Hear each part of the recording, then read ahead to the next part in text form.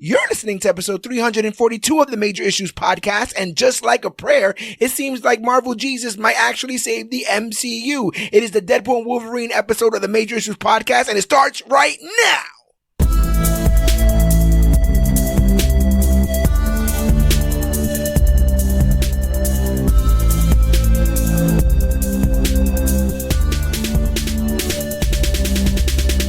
Hello everybody out there in comic book land. My name is George Serrano, aka The Don, and if you're listening to this, that means your timeline is crumbling, or that means you're only here for one reason: a brand new episode of the Major Issues podcast, brought to you by, or each and every week by ComicBookClique.com. And I am never alone, sir. If you could please introduce yourself. All-Star Asa.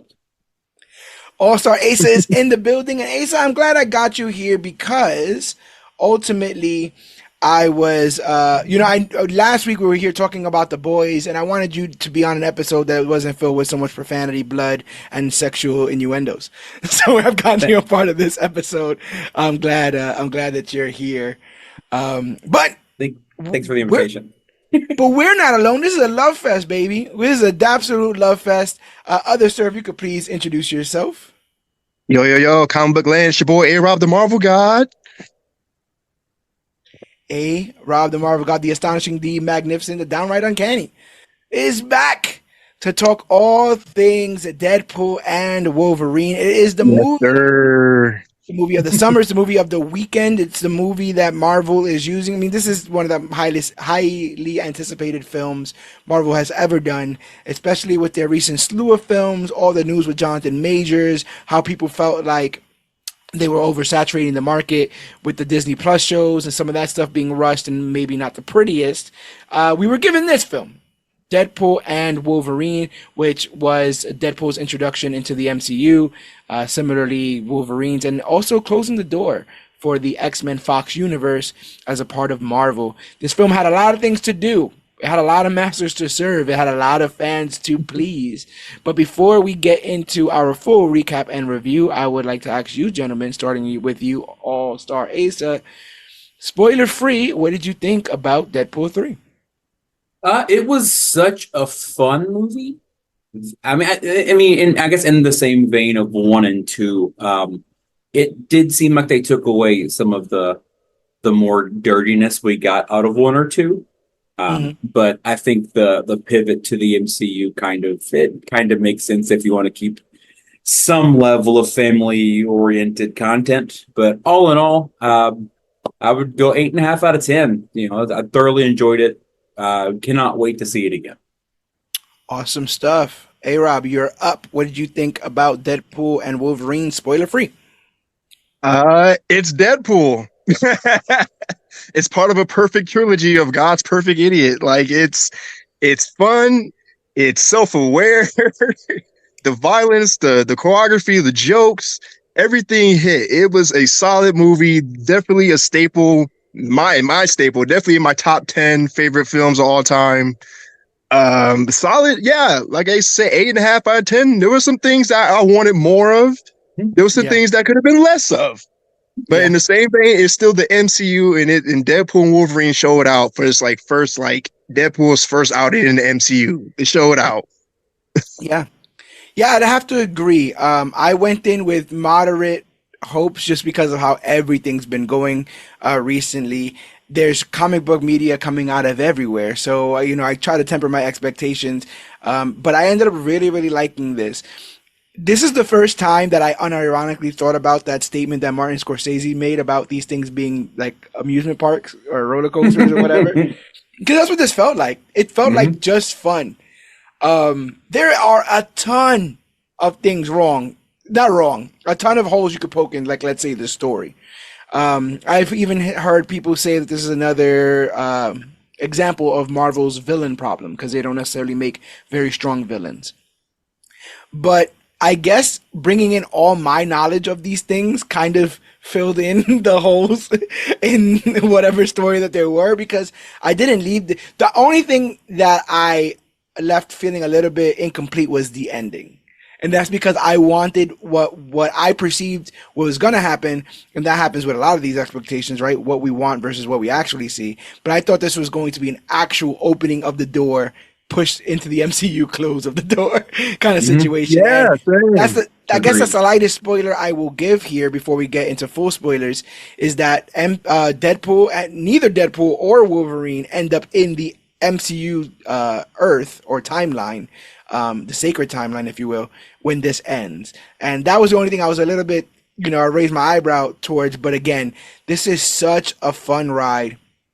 It's a love letter, like I said, to all the Fox X-Men films, even the other Fox, the side Fox projects like Fantastic Four, Blade, etc. and so forth. Those were, Daredevil. That was really cool. The cameos in this, which we'll talk about when we do our full recap and review. I can't believe some of these got under the radar, that no one knew about some of these, which goes to show, like, we don't ever really know anything. If they could do all of this, then we don't really know nothing. And again, when they could do all of this, then us speculating about Doom feels a little strange, right? Like, it feels a little weird. A little bit. Yeah, but also the biggest bonus, I think, of the movie before we get started was the soundtrack. Phenomenal soundtrack. Yeah, I absolutely loved it. And that was, if I'm not mistaken, I gotta look up who actually did it. I actually had it. I can't remember who it was. I listened to Instinct like 17 times today. No, there was a joke that Blake Lively had on her Instagram where she was like, "This is how you know my husband is dating like a millennial sort of." It's all the music from our age. Mm-hmm. It's all the music from us growing up. So that was also interesting as we see a whole cavalcade of characters from us growing up. I will say that the very first thing that I thought when I left the theater was, you got to go out of your way to hate this film. Oh, yeah, for sure. Because at its base level, in my opinion, and again, I'm not trying to discount anyone else's, but in my opinion, at the base level, this is unapologetically entertaining. Whether or not it makes sense, whether or not it connects, those are secondary questions you could ask. But that one question, it's very hard for me to see people just outright not being entertained by this, unless this is not your flavor. This is Deadpool 3. They've already set the table as to what this meal looks like when it's cooked. So you get there, to go to China and then be surprised by Chinese food seems very strange. And so to go to Deadpool film and be like, oh, all they did was tell jokes. It's like, oh, that's a lot of what this is, man. It's a lot of what this. Do you not know who the character is? Do you not see the name of the movie? Right. And so, with that being said, there were still moments that I almost got teary-eyed. There was a legit moment where I shook my head in disbelief and said to myself, I don't even care if this makes sense. This is so cool. This is just so cool. And again, I watch these things we cover every single week for 343 weeks. We have picked a project, a comic, a movie, a television series, and it's our job to kind of sift through and, see what we like, what we don't, problems and concerns. This is going to be a little bit of a love fest here, ladies and gentlemen, because I really like this film. I obviously have some questions that I'll ask my esteemed guests when we'll get to them. But all in all, this is going in the rotation of like, I got something I gotta do around the house. I just want to put it up in the background and hear the jokes and hear the music and stuff. 100%. A lot of people don't like it, but Ragnarok went a long way for me in that sense. Like, I thought it was funny. So it was very easily a movie that if I'm going to sleep, I could just like kind of pop in. Eternals was so heavy. Even Wakanda Forever was so heavy. So heavy that I think it even missed a little bit of those entertainment aspects because they were so kind of focused on story. This is a bit of in the middle, and it sets up a bunch of surprising things for the future of the MCU. But let's get full on in. Full spoilers, people. Get out of the Time Ripper if you do not want to be privy to anything in this film. I'll do a little bit of the homework up front. Deadpool and Wolverine is a 2024 superhero film featuring Marvel Comics' iconic characters Deadpool and Wolverine. Produced by Marvel Studios, Maximum Effort, and 21 Laps Entertainment, and distributed by Walt Disney Studios Motion Pictures, this movie marks the 34th entry into the MCU. It is a follow-up to Deadpool and Deadpool 2, and the film premiered on July 22nd, 2024, in New York City, and was released in the United States on July 26, 2024, as part of Phase 5 of the MCU. Directed by Sean Levy, who also co-wrote the screenplay with Ryan Reynolds, Rhett Reese, Paul Wernick, and Zeb Wells. The film stars Ryan Reynolds as Deadpool, Hugh Jackman as Wolverine. The supporting cast includes Emma Corrin, Morena Baccarin, Rob Delaney, Leslie Uggams, Aaron Stanford, and Matthew McFadden. We are getting and I just want to say off the rip, it's been like 5 days and it's made $400 million. Yeah, I think that's also very important to say, because it's we're almost at $500 million in 5 days worldwide. Yeah, and I also want to let people know, as we stated on our Facebook, for it to be the highest rated R-rated movie of all time, it needs to dethrone Joker. Joker is currently a little bit above $1 billion. Considering we're halfway there, I would think that we're probably and possibly going to defeat that, but I also think that, and it's up to you guys, because that's your role, but parents might be taking their kids more so to see this than they were to go see Joker. Yeah. Well, yeah. So like, even even if it's 20% of parents, those are tickets. That's money. No one, Joker, I don't think got rewarded for a young audience. But yeah, let's get into this full recap and review. Again, a lot of laughs. We're going to have a lot of fun. Thank you guys for being a part of this, because this is going to be a hell of a ride. Because our film begins with the typical Marvel Studios fanfare, this time with Deadpool singing along. As with, I like he's already doing it. As with all his films, Deadpool's adventure starts with him speaking directly to his audience and making jokes about being surprised with how far his character has managed to come. He cuts to the chase, saying he knows people are expecting Wolverine and are probably wondering how he's going to appear in this film in a way that doesn't disrespect the Logan film, before admitting that they are going to disrespect the Logan film. Entirely. Yes. He claims Logan isn't dead, figuring his healing factor would bring him back from any condition, but is visibly upset when he digs up his corpse and sees Logan is in fact deceased. He hangs out with the adamantium-laced corpse until a bunch of TVA Minutemen converge on him for reasons we will get to. Figuring this is the only way a Wolverine-Deadpool team-up is possible, Wade uses the indestructible skeleton as a weapon. Set to NSYNC's Bye Bye Bye, Wade hilariously and creatively makes bloody mincemeat out of the goons before donning Wolverine's claws for himself. The frame freezes and we get a title card for our feature film, Deadpool and Wolverine. Wade insists to understand how he got here, we must go back. What a way to start this film. Deadpool stays goated for opening scenes. Yes, for sure.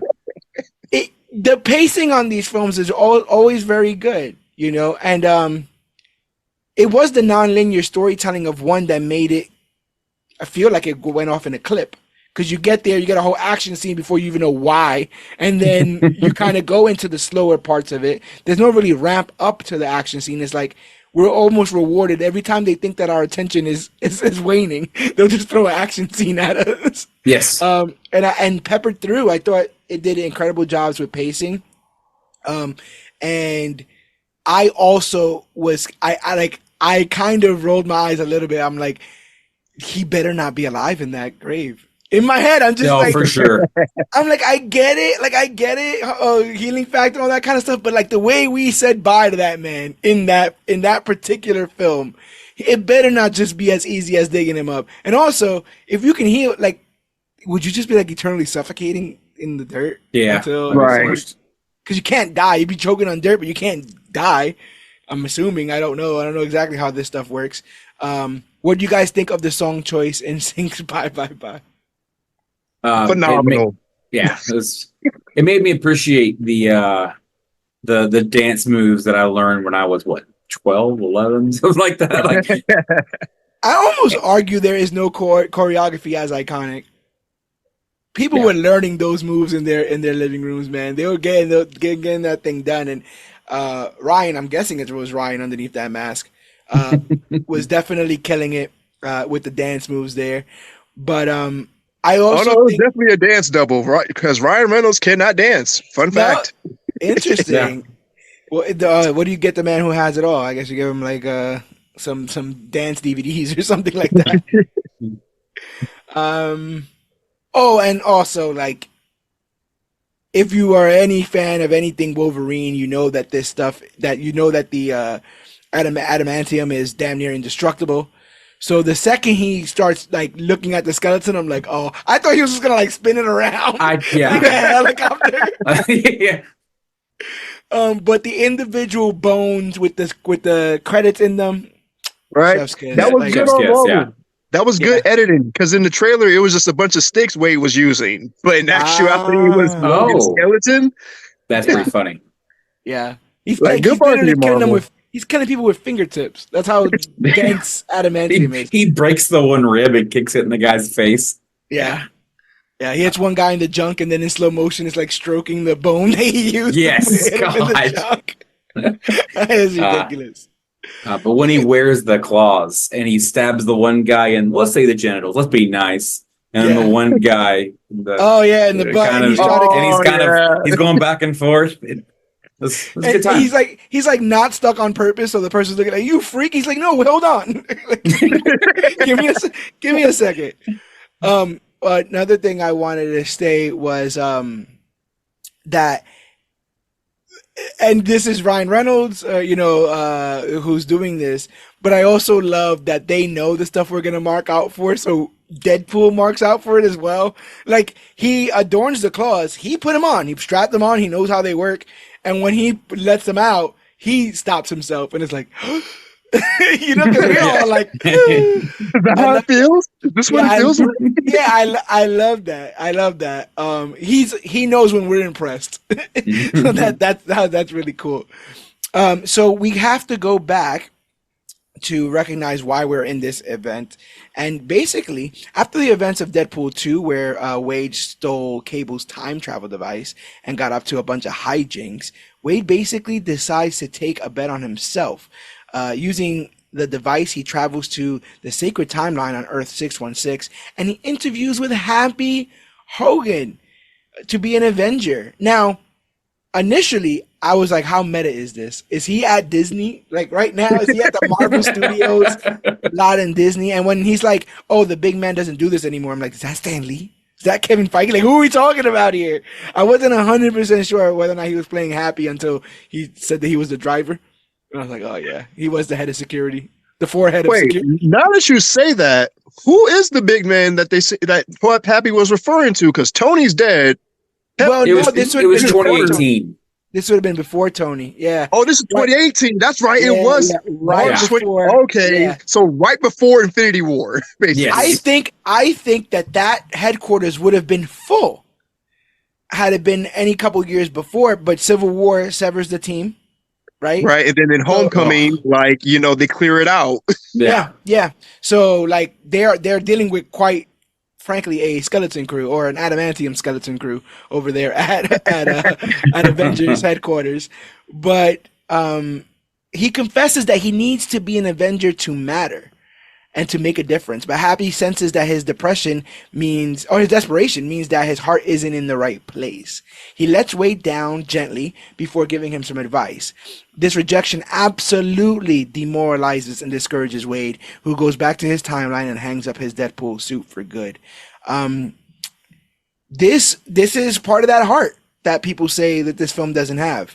I actually think that this message here is going to speak to a lot of people. I think there's a lot of wayward people out there in the world, right?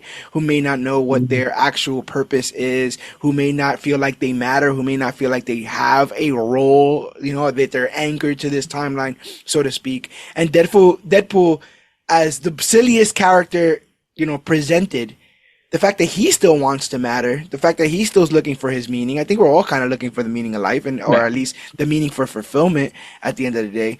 So this is the anchor point to me as far as the emotional anchor, before we get to Logan and his whole story. But this idea that he needs this, and I said desperation because I do feel like he kind of reeks of desperation in this interview. For sure. You know, I love the whole, oh, he's standing, you're standing now. And he's like, yeah, we're gonna stand.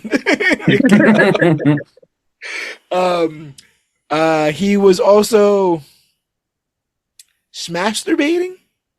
I think it's a term that he used in the Avengers bathroom with the gloves. Two Hulk hands, and you ravage your midsection. Yeah, things you don't say during the interview. No. But the fact that they were going there, I'm like, okay, so we're not toning him down too much, you know. Yeah, like we're still getting a bit of that there.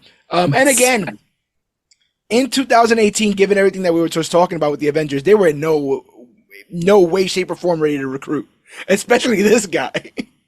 You know, they're like, yeah. You know, I've done this a million times. They'll just take your resume and put it in a drawer. You know, and I'm pretty sure that's what happened to old Wade here. Poor Wade. I could argue or question how he has knowledge of other Avengers. I assume Deadpool, knowing he's a comic book character and breaking up the fourth wall, is just aware of everything. Same way he's aware of pop culture stuff. The same way he's aware of two Professor X's and all the other kind of things he's ever said in all his other films. So I could quickly hang my hat on that there. But yeah, they literally show like a treasure trove of Marvel artifacts, stuff that's around in the Avengers headquarters. I thought all that stuff was really cool. The sweetest thing I think is they have an Iron Man helmet there, but it's not Iron Man's Iron Man helmet. It's the Iron Man helmet that Peter Parker wore when he got saved. Right, Iron Man 2. Oh, was it? Yeah, it's like the more toy friendly. Oh, I didn't even catch that. Yeah. So Tony, you know, he keeps his artifacts. He keeps his stuff. Also, I will say I have also gone job hunting, and it is incredibly freaking demoralizing. It does make you want to go home and not do anything ever, anywhere. Yeah, 100%. You know, we tie so much of our worth to money, and so when you're not able to make it, or you're not able to get as much of it as you think you need, or actually need to be comfortable, you can feel like you're worthless, like you have no meaning in this world. And Wade is definitely feeling that way. It's so strange, and maybe this is another message, but it's so strange how hard he worked to get the things that he wanted back by going back in time, and still hasn't fixed the one thing that he doesn't feel like he matters. So it doesn't matter. He can have everybody in the world around him again.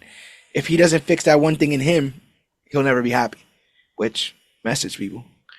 The one downside to it was that it was about a woman, and I don't think any person should tie themselves to one person. We should all find our own happiness. For any people out there looking for themselves, you should work on yourself before you look for a person. But yes, everyone deserves to be happy. But also, working I agree with you there. Is demoralizing. That's also true, and I will also say later on when he says, like, I did that all for you, I was like, that's not good. Like, you didn't do any of that for yourself. I feel like you did a lot of that for yourself. Yeah. But anyway, 6 years later, we catch up with the retired Wade Wilson, who's been working a menial job as a car salesman. I know we probably have a lot of car salesman people out there. Keep kicking butt. Keep kicking butt out there. I'm not calling it menial in comparison to being this was a pure shot at me because I work at a CarMax. Oh, this is hilarious. Does the Odyssey indeed fuck? Do you have any? No. Do you have no? Yes. No. Do you have Odyssey? God damn it! They even had the yellow bow and everything. Drive Max for real? Yeah, bro. Yeah, bro. They coming at all of us. But yeah, he's working his menial job as a car salesman alongside fellow X-Force member Peter Wisdom, my man, Delaney there. trading in his red spandex for a terrible toupee. Wade seems to have put his mercenary days behind him since his rejection in 2018. His complete lack of motivation moving forward caused a strain in his relationship with Vanessa, and the two are separated as a result. When we catch up with Wade, it's his birthday, and it's his best friends, Colossus, Negasonic Teenage Warhead, Yukio, Blind Owl, Shatterstar, Dopinder, Buck, Peter, and yes, even Vanessa, surprise him with a birthday celebration in his apartment. If we are in a weird, like, will they, won't they, don't come to my birthday party. For sure, 100%. Don't even tell me happy birthday. Don't. We could do that later. We could do that separately. Me and you will talk. We'll go, put a candle and a cupcake or something. But like, I don't know. I just feel like that's just awkward vibes in the party room. But hey, celebrate as you wish. No Cable, no Domino. Things that Wade made a joke about them not focus testing well. They probably were both very busy, both very successful actors in their own right. So, looking at all his friends, many of which have become family, Wade tells his guests that he's the luckiest man in the world before he gets a knock at the door. When he opens it, he is confronted by a group of TVA Minutemen who demand he come with them. After some playful banter, they grab him through a time door, and next we see he is seated at a table in a TVA office. I love the time door where the door is. I don't know why that messed my mind up so much that they grabbed him through the time door that they put where the door was actually behind him. I thought that was funny. And obviously, like, all of the pegging jokes that he made when they were 100%. There. 100%. So hilarious. And he even, like, he says it in his way, but he's all like, can we just do this somewhere else so that no one else gets hurt? And I'm like, that's, yeah. I dig that. Instead of being like, let's do this right here, right now. So that's good there. But that's a pretty open and shut case as far as what, his civilian life, I feel like.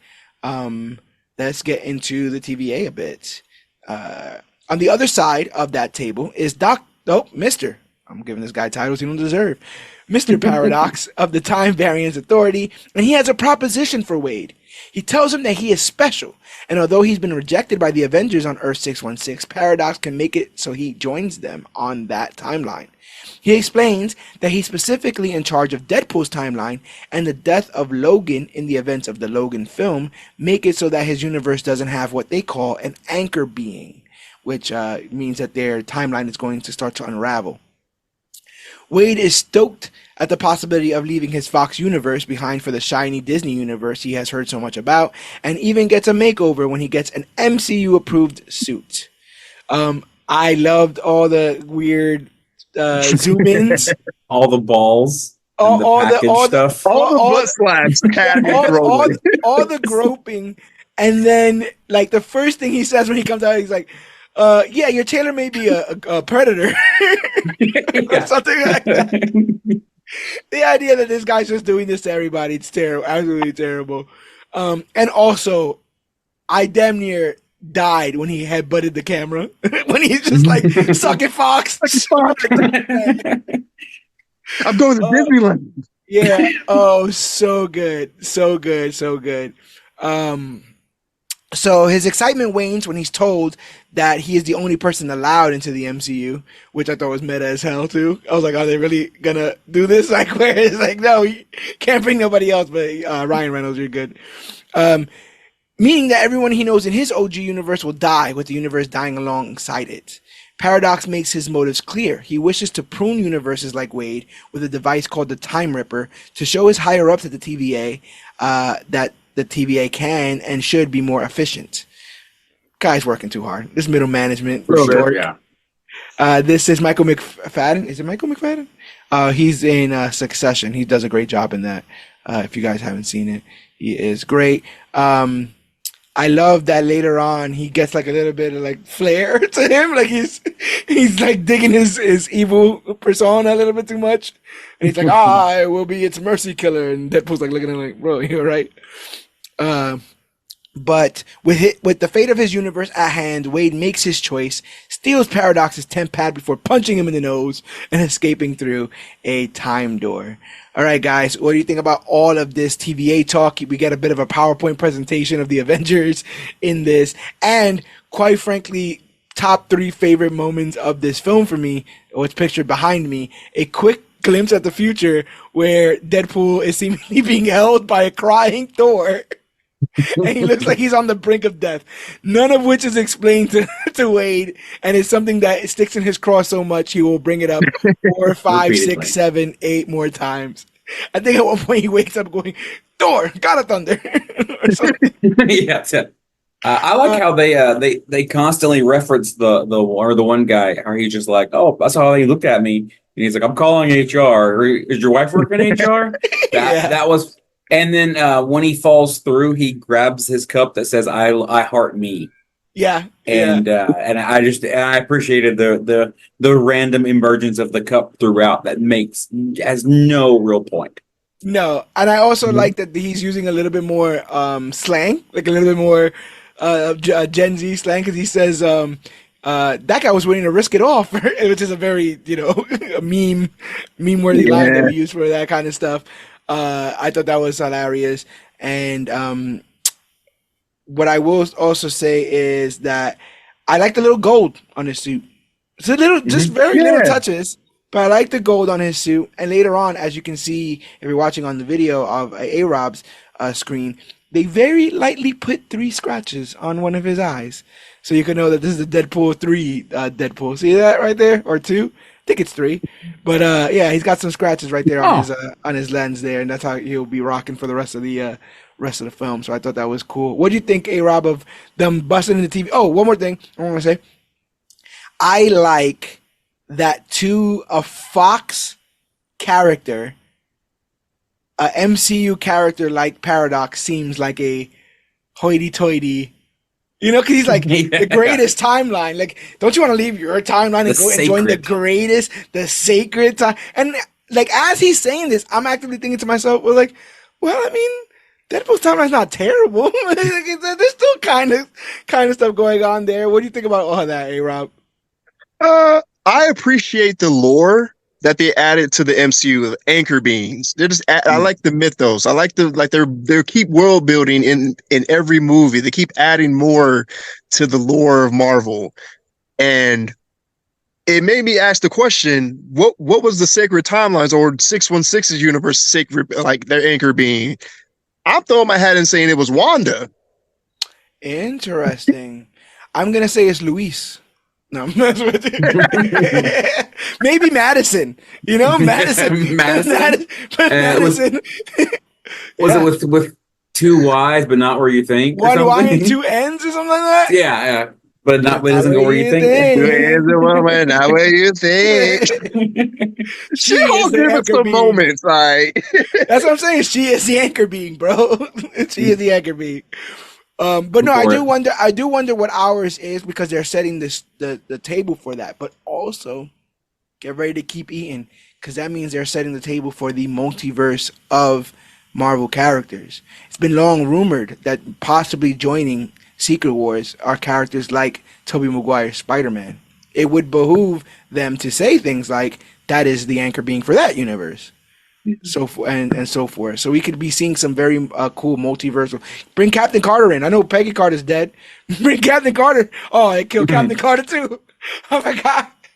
Damn you, Wanda. She did more than kill her. Yeah. She only got half the screen time I wanted her, but the other half was laying on the ground, so I can't say anything about it. I saw people saying, like, why would you so openly tell somebody who doesn't listen and who's mischievous what your evil plan is, so that he could then do this. But again, I don't think anyone's thinking in this, and I think it is a classic case of underestimating Wade. Which is always what happens there. His initial plan, as we talked about, is to travel to Logan's grave, as shown in the beginning of the film, and prove that he's alive, so his timeline is spared. With that Logan long gone, Wade travels to various universes, hoping to steal the Wolverine for his universe. In a quite funny montage, he bumps into various versions of the Wolverine, including one that is of comic accurate height. Popped, laughed. I was on the ground. I literally leaned over and was like, "That's how he would be in the comics." He's like 5'3". An Old Man Logan variant, I believe, who shoots him with a shotgun. Yeah. An Age of Apocalypse variant, which rips right through his ass. A classic John Byrne version of the character fighting the Hulk.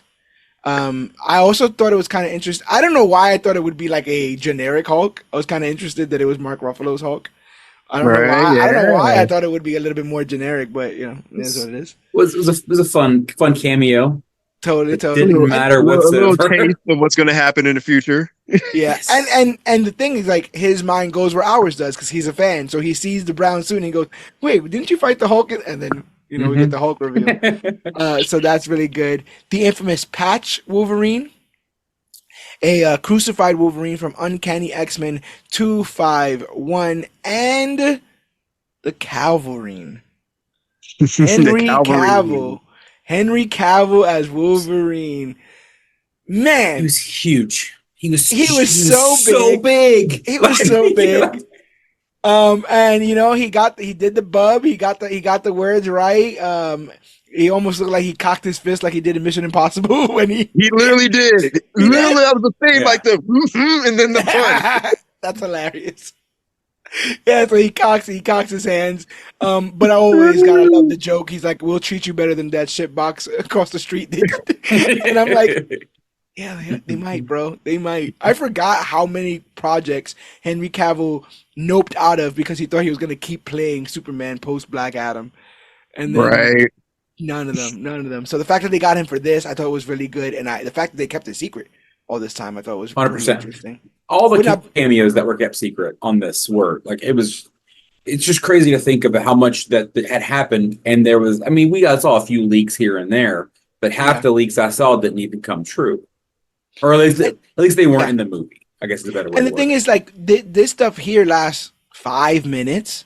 Mm-hmm. And it brings me some of the most joy I've ever had in any Marvel thing ever. And it works on a double level. If you're just looking for wacky, zany variants, there's a whole bunch right there. But if you've read any of these comics, all the stories you want Wolverine to have exist somewhere. They're happening, but they're happening somewhere. If you like Patch, that Patch story is happening in that universe. Yeah, in the vast multiverse. So, and it's not one of those things where it's like, if you don't recognize any one of these, because I didn't know who the hell the crucified Wolverine was. If you don't recognize any of these, it doesn't take away from anything. The whole scene is in and out. So, why didn't he help him? Why didn't he help the crucified Wolverine? He could have easily got him off. He appeared he saw all the skulls on the ground, and I think he read the room. He was like, I don't want to be a part of any of this. So yeah, they all tell him. Go ahead, brother. Oh, but no, like the fact that they show like the multiple versions of Wolverine in the different universes just really just sets up so many X-Men storylines are like you said, are happening right now. We just haven't seen it yet. Yeah. Like, just with Cassandra Nova, well, we'll get to there, but y'all know, but just her existing means that, just like in X-Men 97, we saw that version of Genosha. That means another version of Genosha happened, or we're going to see another version of it happen. Like, just the implications of it all. That's a lot of what this film is, to be honest, is Schrodinger's the implications X-Men. and stuff. Yeah. They're both here and not here at the same time. So he ends up in a universe where a very drunk Wolverine doesn't even try to fight him and instead passes out. He brings him to the TVA, and Paradox tells him that not every Logan is or can be an anchor being, and that this one just so happens to be the worst Wolverine in the multiverse, as he let down his entire universe. Wade implores them to explain to their higher-ups what the situation is, only to find out that Paradox is working without the TVA's consent. Wade goes to tell on Paradox. He said he's going to activate his Super Karen mode or whatever. Talk to the manager. But he is pruned by Paradox. So is Wolverine, who we find out has been rocking his iconic yellow and blue suit underneath his clothing for some time. The two mutants wake up in the void. What I thought was interesting as well was he tells Logan, like, welcome to the MCU. This is a bit of a low point that you're entering in on, but Yes. and I'm also like, I seen the New Mutants numbers. Don't talk about low points, man. This is a completely different race. This number 2 is very far behind. So he brings him to the while they are there in the void, they get into a fight, essentially blaming one another for getting each other into this mess.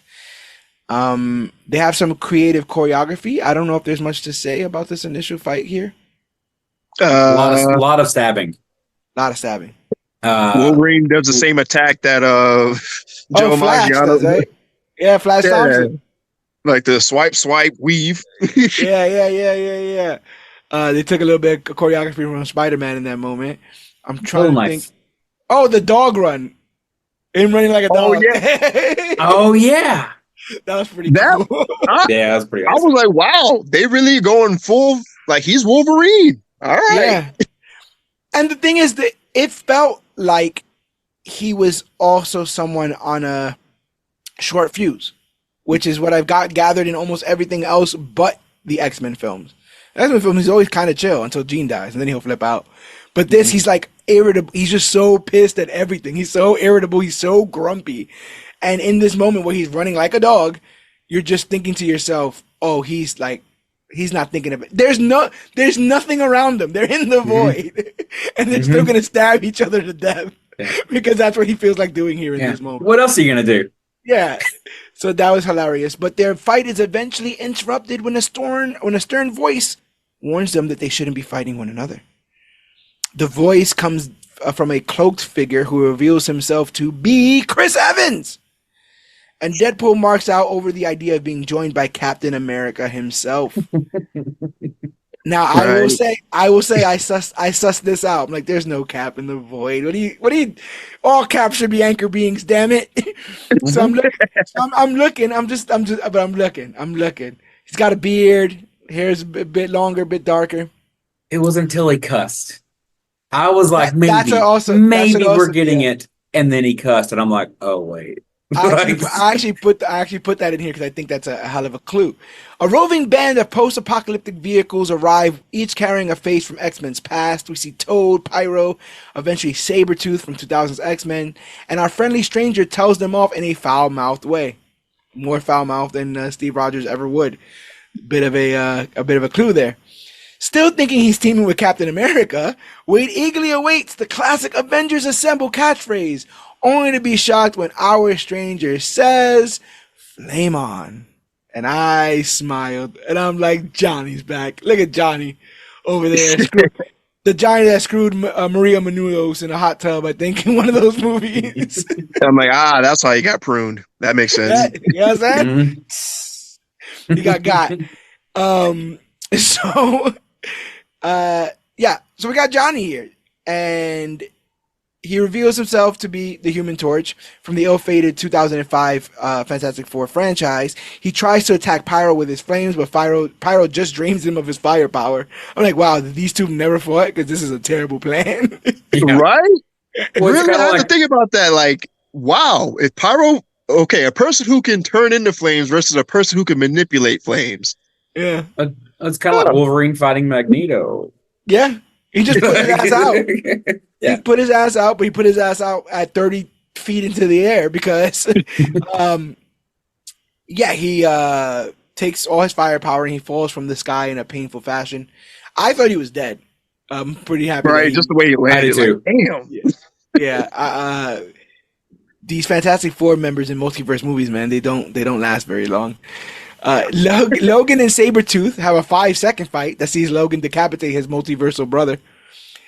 Tired of all this, Toad activates a high-powered magnet that traps our heroes as they are taken to their leader, Cassandra. One of my favorite parts in this thing was Deadpool holding up Sabretooth's head and saying, "We've got your queen, Furiosa." The whole theater laughed. Like, bro, that was hilarious. He delivers everything with so much energy and gusto. It's so funny. Isn't it something along the lines of it's almost like Mad Max, but not close enough to be IP infringement? Yes. So he knows he's toying the line with it. Oh, that was so hilarious. Yeah, and again, big ass magnet. Who would have thought? So while apprehended, they realize Johnny is alive and he's with them. Storm tells them that the void consists of Cassandra's people who gather outliers to feed to Alioth in the void. But there's also a group of resistance fighters by the borderlands who are trying to escape. I also love that when he's like, yeah, you know, she'll just feed you to Alioth. And he's like, Alioth's in this? From Loki season 1, episode 5? Episode 5? I died. And he does it because when Juggernaut showed up, he's like, Juggernaut from X-Men issue, whatever. Like, he knows his references, man. He's one of Marvel's biggest fans. So when he blurted that out in this, I laughed. Because we've seen so much content since, I will call it our blip, since COVID, that hasn't connected, that no one's talking about. So the fact that he's like, oh, that happened in Loki, I'm like, yes, we've seen Loki. Yes, okay, we get it now. This kind of works. So I thought that was really funny. Wade, Johnny, and Logan are brought before Cassandra Nova, played by Emma Corrin, the ruler of the void placed there by the TVA themselves, who saw her as a threat before she could even speak. She does her whole backstory about trying to kill Charles in the womb, which I thought was great because that's totally her backstory and it would only work in a Deadpool film to explain it. So I really like that. Marvel Studios did something that they probably didn't even know that they were attempting to do in the very first instance of making a very attractive Cassandra Nova. I was kind of digging this Cassandra. We have the same hairline, so it totally worked in that fashion. And I just felt like I may not be into her finger stuff, we'll get to in a bit, but you know, God. I thought Emma Corrin did a very good job at playing a playful maniac. Somebody who really does have the entire void at her fingertips and doesn't really, you know, like has time to joke around and play because what are you going to do to me? You can't do anything to me. None of you guys can do anything to me. And I like the big safari jacket and the big safari pants. I thought that was really working. What do you guys think of Cassandra Nova? I'm glad they pruned her. Because Jesus, she was a massive threat. She was foreboding. Yes, like say the least. There's a moment when this is starting to end where I'm like, are they gonna keep her alive? Like, oh no, this is not gonna be great. But one could suspect that there are multiple Cassandra Novas in multiple universes, so who knows? I love the deep cut. We just covered Grant Morrison's new X-Men not too long ago, the introduction of that character, and we get her here. So we see that she is housed in the corpse of a deceased giant man, and her army consists of a ragtag group of mutants who have been pruned, including Juggernaut, Azrael, Lady Deathstrike, and others. The and others is characters that were recast for their cameos in this, and some of them were only recognizable by their actor, so that made things very strange. Like Kevin Nash plays the Russian in The Punisher, and he wears a red and white striped shirt, and they just gave that to another dude, and so now that dude's the Russian in this. Psylocke, famously played by Olivia Munn in, I want to say, X-Men Apocalypse. There's a Psylocke in this. It's just a woman with purple hair. So it's like, it's even funnier that there's like, if you want to laugh at the Fox universe, apparently there's even more redundant universes that have versions of these characters that we've never seen that are now in the void, like these guys here. The guy that everyone thought was Blade is supposedly remember everyone was like, oh, they look like that's a Silk the Shocker Blade or whatever in the background. That was supposedly a Bullseye variant. Yep. That was a Bullseye variant. I missed him. Yeah, so, you know, they were trying their best to fill in the blanks. Nova is an incredibly skilled and dangerous telepath who also has telekinetic abilities. She menaces our heroes until Deadpool tells her that Johnny has been talking a lot of shit about her behind her back. She goes on a rant of all the things Johnny supposedly said, with both Storm and Wolverine in the background begging him to stop. In one swift motion, Cassandra rips the skin off of Storm and his bones and guts fall into a pile on the ground. Logan accuses Deadpool of getting Johnny killed, but Wade shrugs it off. He asks Cassandra for help getting back into their world, but she refuses. She says she loves the Void and she can wield her power there without shame. She uses her invasive telepathic abilities and hand to probe Wade's mind and see a conversation where Vanessa breaks up with him because of his inability to work towards something bigger than himself. Wade eventually snaps out of it, and Logan stabs Cassandra with his claws from behind, but it's of no use. She quickly heals and uses her abilities to push them away and smiles to herself as Alioth makes his presence known.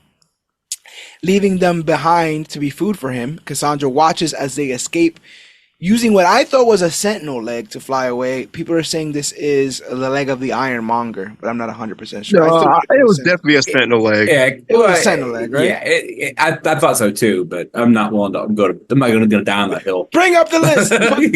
Pull up the chart of mechanical legs. We need to get this figured out straight. The one from Days of Future Past. Yeah, when the and you see the steps, they're stepping towards the thing. Okay, so yeah, I like Cassandra in this. She's playful. She don't know these people from a hole in the wall, and she has no plans of leaving. So her like letting them go, I don't see that being, like, okay. Anyone else here to kill? Kind of. I also like the idea that while all of the Loki stuff is happening, Cassandra's just chilling in the background, like when they're going in and out of the Void, and maybe Renslayer's alive somewhere. Oh. Huh. Maybe she's alive somewhere. Maybe her and Nova are homegirls. We'll see. Yeah, we'll see. Well, we shall see. Logan figures they must find the Resistance if they want to find a way out of here. They end up at a diner and eat what they could find. Wade asks Logan why he's considered the worst, but he refuses to tell them. He also asks them about his costume, and he refuses to tell him that too. They start their trek, and Wilson is shocked to find a dog version of himself here in the Void. Mary Poppins, aka Dogpool. You're already laughing. Oh, sorry, Asa. What's your opinion on Dogpool? I hated this dog so much. Yeah, it was. I mean, it was funny, but it was just, I felt the way Wolverine felt like it. Like, just like, just leave it. He's like lick it in the mouth and just, and his tongue can't go back in its mouth. As it runs, I don't know if it's like a physical ailment or whatever. It has to close its eyes, so it's like bounding and bracing itself. But I'm just watching this like disheveled dog running in slow motion towards Wade, and he is absolutely in love. As a man who had to kind of come to grips with how he looks, I can see him giving this dog a lot of love. What do you think about Dogpool? Hey Rob, I know you're a dog lover. Oh, I appreciated Dogpool. Yeah, look at that tongue. I loved it. Yeah, she was great. I don't hear anyone making a bunch of huff about them gender swapping Dogpool. Ain't nobody talking about Dogpool getting gender swapped. Nobody cares about that. Oh, we're about to get canceled. Oh, goodbye, ComicBookClique. He was fun. It was fun. Yes, it was the Dogpool comment. We took you guys down because the Dogpool comment. So I'm thinking to myself, okay, boom, we've seen so much images of him and the dog. This must be when he gets the dog and he keeps the dog for the rest of the adventure. But we find another Deadpool variant named Nicepool who arrives looking for his dog. He has none of Wade's physical ailments. That's why he doesn't wear a mask. They're like, why don't you wear a mask? And he's like, look, just look at me. So I thought that was funny as well. And yeah, he's just genuinely nice. He's just genuinely like, hey, you guys, this is my dog, Dogpool. He warns them about the Deadpool core and says if the core finds them, that they're dead. He also lets them borrow his Honda Odyssey and gives our regular Deadpool had to give Dogpool back, and our heroes are now on the road. Logan is annoyed by Deadpool's line of questioning about his suit, and when Wade lets slip that his promise of the TVA fixing Logan's world is more of an educated wish, something I'm putting in my back pocket,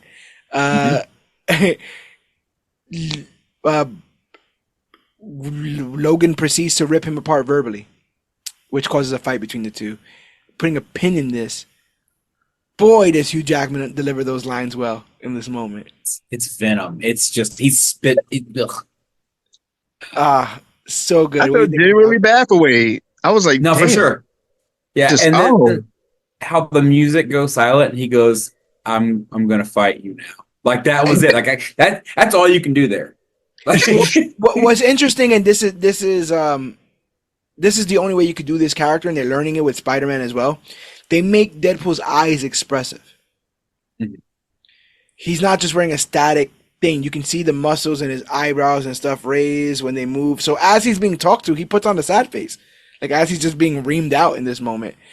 And I don't know exactly what kind of accent it is, like just an old gruff and tough accent, but like at his most angry moments, Logan is like leaning on that. He's like, lucky, no wonder the X-Men didn't take you, and they take anybody. He's like, and they take anybody. He goes, you couldn't even make a relationship with a stripper work. I was like, damn, Vanessa. I was like, why Vanessa catching strays in this? She ain't do nothing.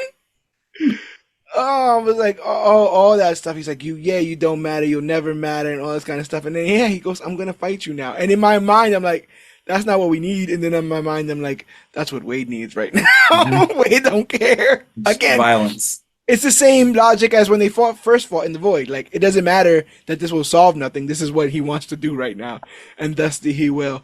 I would dare say that this is a more inventive fight, considering the close quarters of the car. Yeah, and maybe knife. Baby knife is great. Baby knife. Baby knife. Is great. Baby knife. Another thing I wanted to state is that maybe because of how the other X-Men films were shot, a lot of the other X-Men Wolverine media that came out, he's doing a lot of slashing, right? Even in comics, he's a big slasher guy. In this, he is stabbing people, like just straight on, in and out, stabbing in a way that I've never seen Hugh do that with that character. I mean, he does it a couple times when he'll like put the thing next to somebody so you don't actually have to see it, like he did with the guards in X2. He puts his fist on their chest and then he lets his blades go and kills them that way. Or the guys that he kills, the guys he kills in slow motion in Logan, he like puts his blade near them, and but like just the in and out. At one point when he's fighting all the Deadpool variants, he's just stabbing through them. He's just walking and plunging in and out. And I'm like, this is bonkers. So much blood, bullets everywhere. And they are going super hard, stabbing each other in the head, the throat, all that kind of stuff. But it's two guys with regenerative healing factors. So eventually, both men pass out in the vehicle after a few hours of bloody mayhem. My favorite other little tidbit is seemingly after all of this, he strapped him with the seatbelt to the car seat. Yeah. And he's like, I'm going to take a nap. Really, really funny stuff. A stranger arrives and drives the car to a hidden outpost on the border of the Void. Is this stranger the first person that they see in this cameo thing, or is it the last person that they see in this cameo thing? I'm gonna say it was the last. Well, I thought it was the last, and then I thought it was the first, because they both wear black boots. Right? I thought it was the first. Only because I felt like they were like, oh, hey. Like, and then the next, it's like, oh, you're awake. Oh, you're right, because the last one changes how they feel once they see that Logan's also there.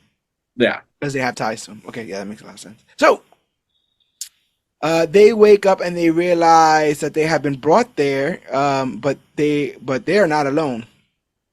They bump into a resistance that includes Elektra Nachos from the 2003 Deadpool film, played by Jennifer Garner. Just when you're getting excited for that, they hit trap music. And of all people, Wesley Snipes' Blade walks through the door. And because Elektra shows up, and I smile coyly because I was vaguely aware that Elektra was going to be in this. So I'm like, oh, right. That's cute. That's nice. I have no affinity for this character whatsoever, but I'm glad that she's in this. When Wesley Snipes came in, I said, oh, what are we doing? We're doing something here. Like, word? We're doing something now. And not only is he Wesley Snipes, but they found a way to make him age-appropriate Wesley Snipes. Like, they aged him up. They gave him a little gray in the hair, gave him a little gray in the beard. I thought that was kind of cool to have, like, a more veteran Wesley veteran Blade in this. And I'm like, okay, it can't get any crazier than that. And then we see a card flying through the air. And the person who threw it, I'm like, Taylor Hitch. They got the origins. They got the origins Wolverine. Is he finally gonna, make himself proud? No, they dug underneath the toy chest. They closed the toy chest, flipped it over, and dug a hole underneath the toy chest and found Channing Tatum's Gambit. Right. One of Oh the my deepest God. cuts. One of the deepest cuts in X-Men history, because this is the only X-Men to never be in a film. He never played Gambit, not once, but he announced that Gambit was going to be a project that he was going to be starring in. He was constantly talking about it, and this thing was in development hell until 2019 when they were eventually bought out by Disney. But he never got his film. I guess we'll put a pin in there. What did you guys think of these cameos? I'll start with you, A-Rob. I loved it, and good on Marvel for keeping those like under wraps, because those some serious cameos. Yeah. Channing Tatum's Gambit, I'm glad it's just a cameo, because the way he talks and the way he looks, I don't think I can survive a whole movie of that, because like it looks too like I don't know how to describe it. Like it just looks goofy. It's Channing Tatum. I don't know. Yeah. It's almost one of those things where it's like we said we wanted it, and then I saw it, and I'm like, maybe they were right. Maybe this is why they didn't do it. Right. What do you think, Asa? I loved it. I also love Daredevil was here, but he died. Yeah, well. Oh yeah. He goes, Daredevil was here, but he died. And he goes, I'm so sorry, and she goes, Yeah. So I'm going to assume it was the Ben Affleck version. And then, they kind of mentioned a Wolverine. So part of me wishes we got a little more. We got Thomas Jane, who's probably my outside of. Yes, that's what I meant. Sorry, yeah, the Punisher. Yeah. No, it was fun. It was a fun way to do it. Channing Tatum was a fun add-on, but he was definitely something. I like Deadpool's narration of it. Like essentially, that's how I felt. Who's your dialect coach? Like, Deadpool. He goes, who was your dialect coach? The Minions? Yeah. And he's trying to do the Mon Ami. Oh, hey, I am the Gambit. I am the Gambit. Like, even when he was introducing himself, I'm like, what are you saying? I'm the King of Thieves, remember the ball, the Gambit. And I was like, none of this is going right. I also like the joke where he was like, "Oh, where are you? I'm from here. I feel like I was born here." And it's like, "Oh, that's great." And then they're like, all the stuff we did, and goes and didn't get to do. He wants to be part of the conversation so bad. He has no experience. Super friend of the show, damn near family of the show, Jessica Crawford. I was speaking to her off air, and she says they've yet to nail a Gambit sexy enough. I wanted to get a little bit of a female POV in this. Apparently, we've still not to yet the true. I mean, look at him in '97. Yeah, look at that crop top. My man Gambit out here in these streets. You know what I'm saying? So we'll see. We've now gotten 2 swings at the bat with Taylor Kitsch and now Channing Tatum. So we'll see what the third live action Gambit, how he will fare. But yeah, all of the stuff, like he would go and Cassandra, she did this, she did that, and there's no way, whatever. He goes, didn't get a single word. Like, didn't understand a word. And then he goes, isn't this a problem? I feel like I'm missing exposition here. So good, man. So good. So all of them were sent to the void by the TVA once they decided their universes would cease to exist. I want to tell you guys a theater moment.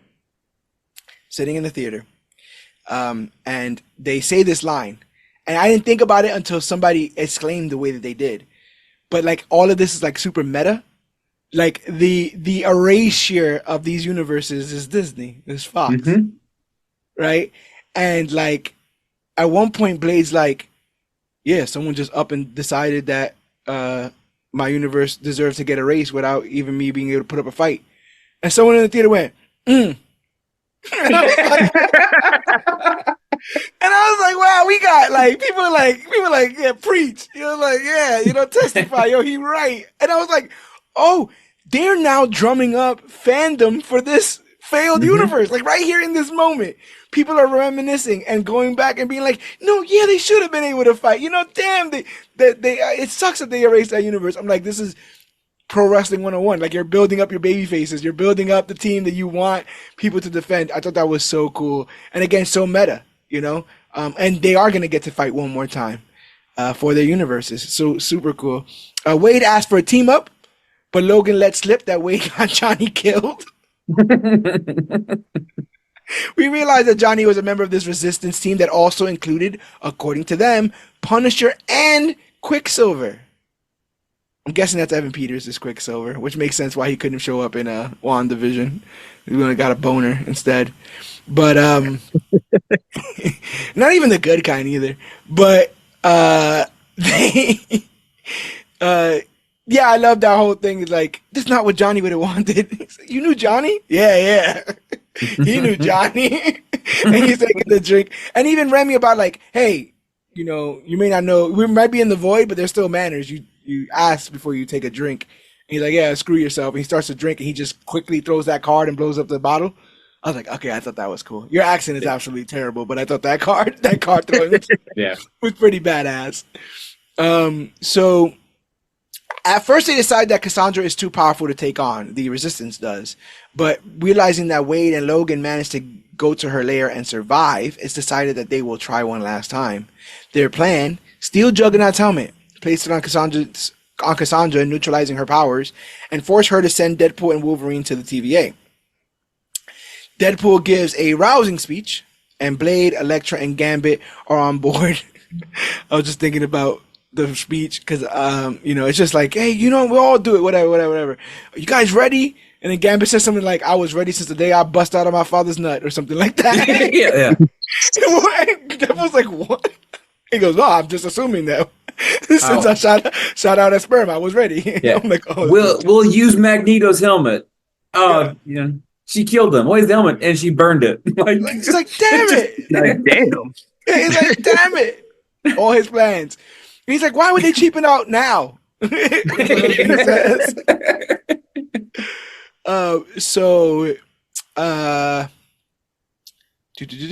Later, he drinks himself to death, basically, Logan does, at a campfire, and he's approached by X-23, who insists that he's a hero. He finally confesses that his selfishness got the X-Men killed as they were all murdered one night while he was getting drunk at the bar. He became a killing machine and disgraced the X-Men's legacy so that it was something that was hated on his world. He sees no road to redemption and for himself, calling himself the wrong guy, but Laura quips that Logan was always the wrong guy.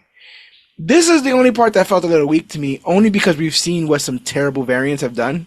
I wanted this to be a little juicier. Just a little bit. Like, why are you drinking yourself to death? You weren't even there. You didn't. And I guess Logan is the kind to mea culpa whip himself for I think more so what it is the fact that he lost them before he was ever able to confess that he truly liked being a part of them, that they truly were his family. Before he was ever able to do what Wade does eventually at the end of this, right? Look up the people that mean the most to him and tell him that.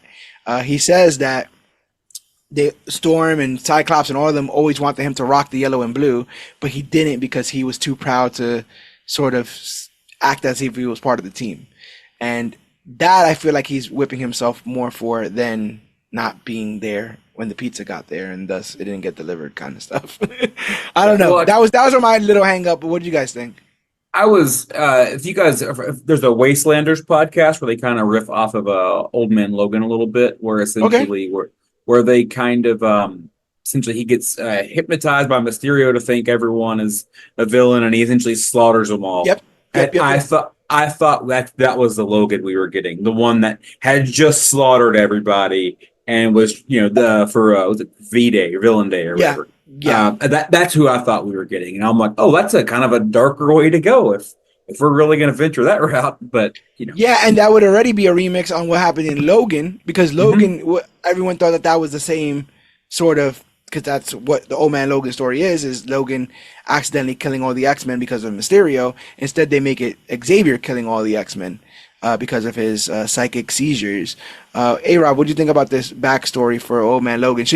For our man Logan, should he be whipping himself so hard? It is in the line of the character. he is very like remorseful, especially the actions that are caused by him directly. I just wish we could have seen it.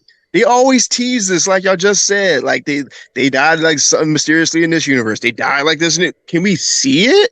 Like I want to see this go down. Like what? Because like Wolverine is a very resilient character, so this must have been like truly traumatic for him to just, put the like I don't say put the claws away, but just go down this path of being a drunken, like lonely dude waiting for the apocalypse the end of all. Like I want to see how this went down. No, I feel you too, and that could have been another way to get a bunch of cameos in here. He also he's very vague about it. He just says like, while I was gone, humanity, found the way to take them out, and I'm like, humanity. Like friends of humanity Trask, humanity Trask.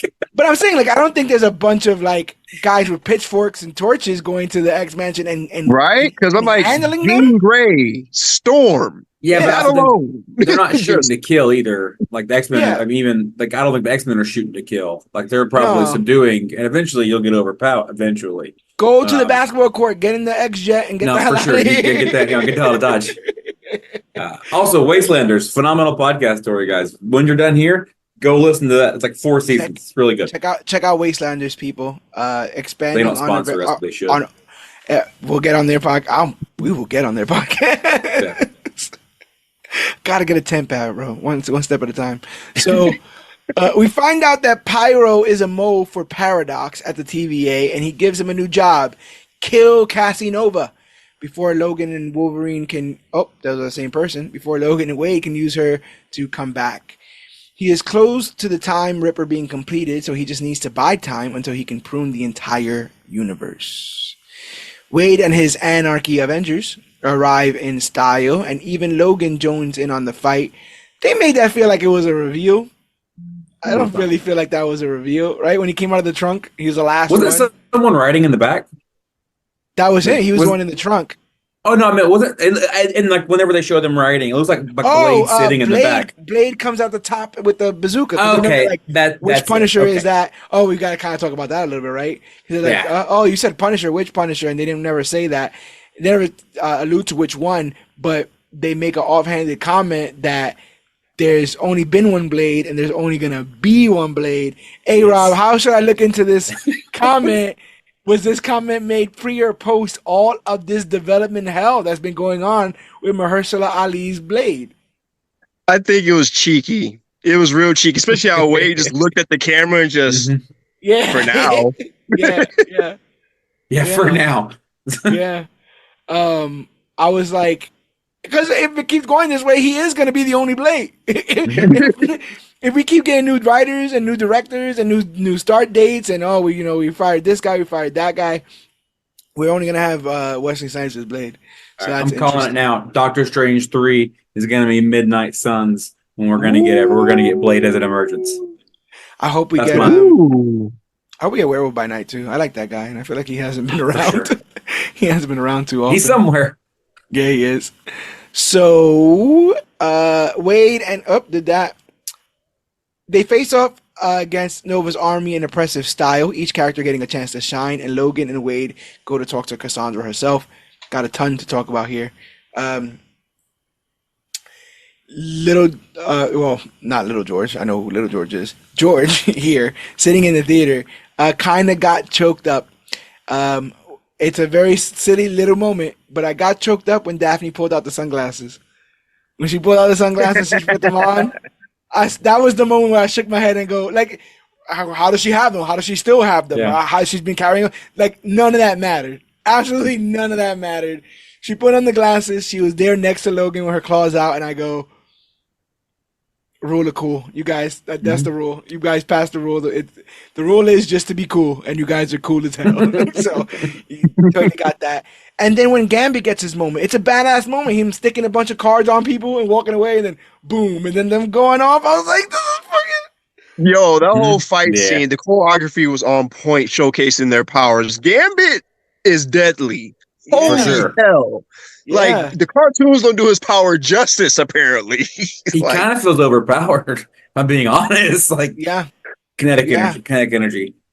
And the thing is, Staff. they always kind of joke about it just being playing cards, but we just saw how he was able to take down horde upon horde of Cassandra's people doing so.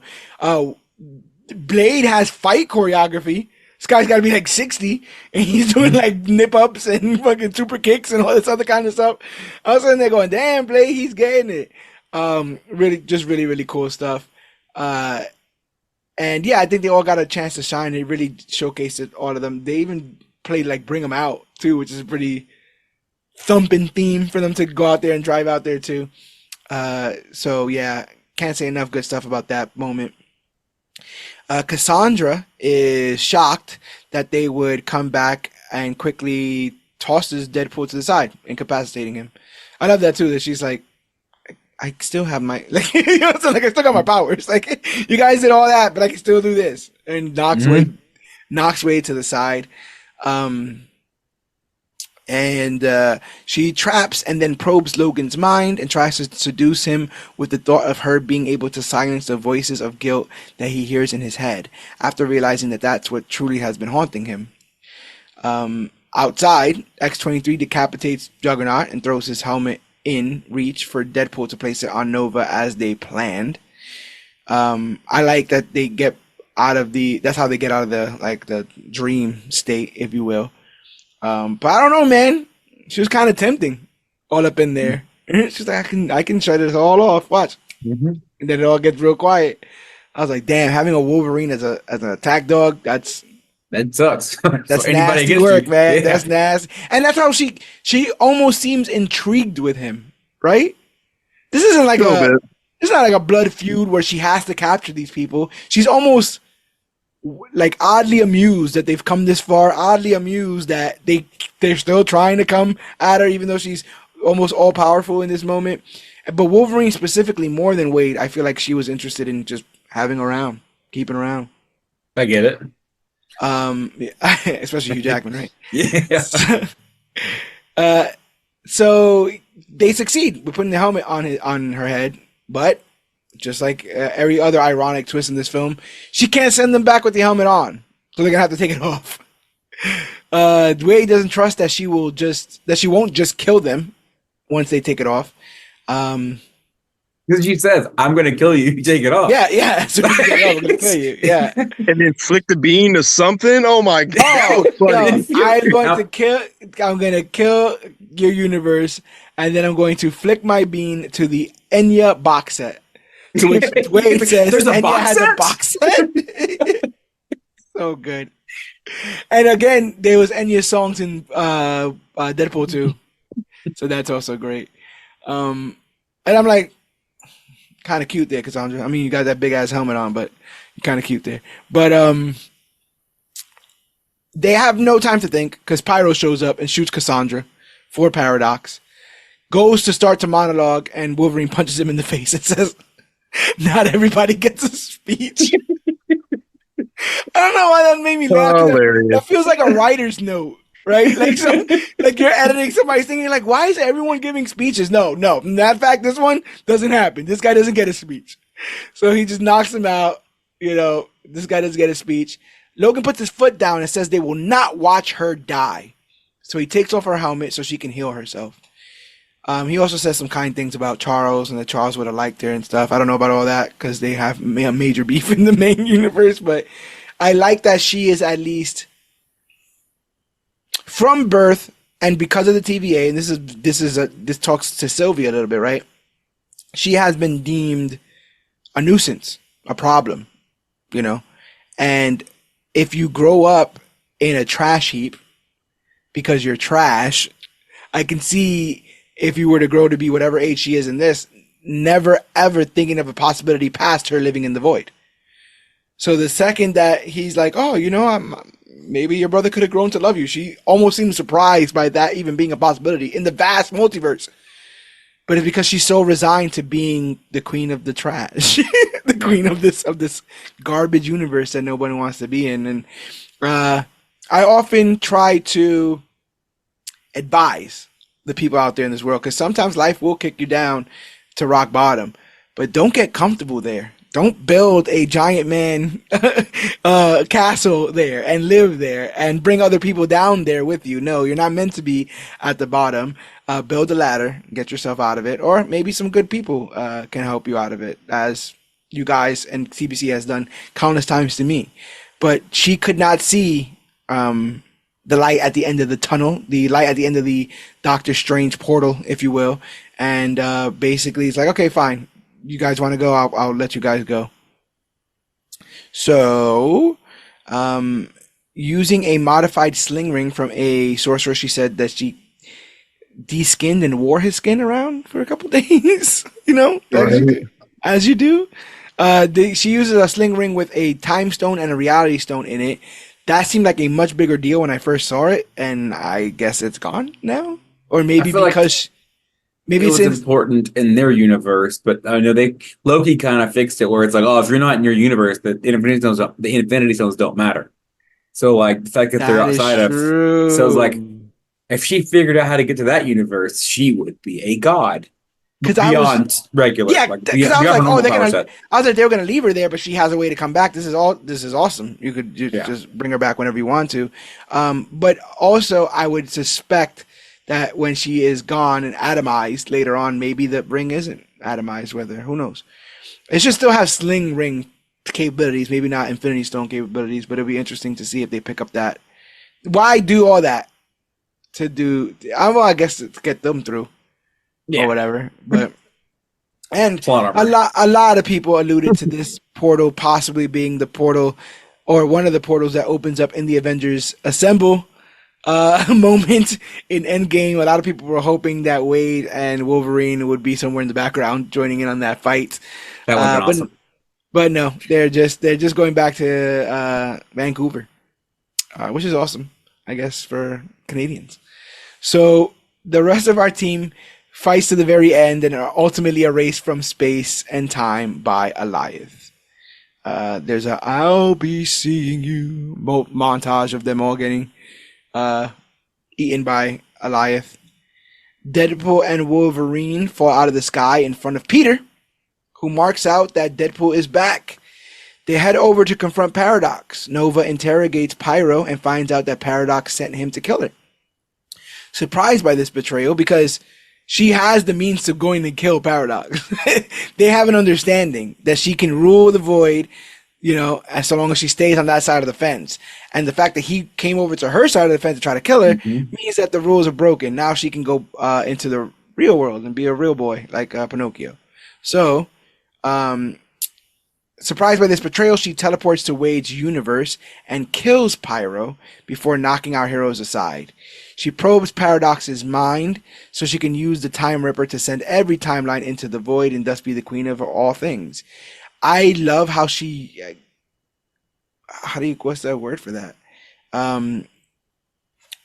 How she palms his head like a bowling ball and drags him down the stairs. Oh, yeah.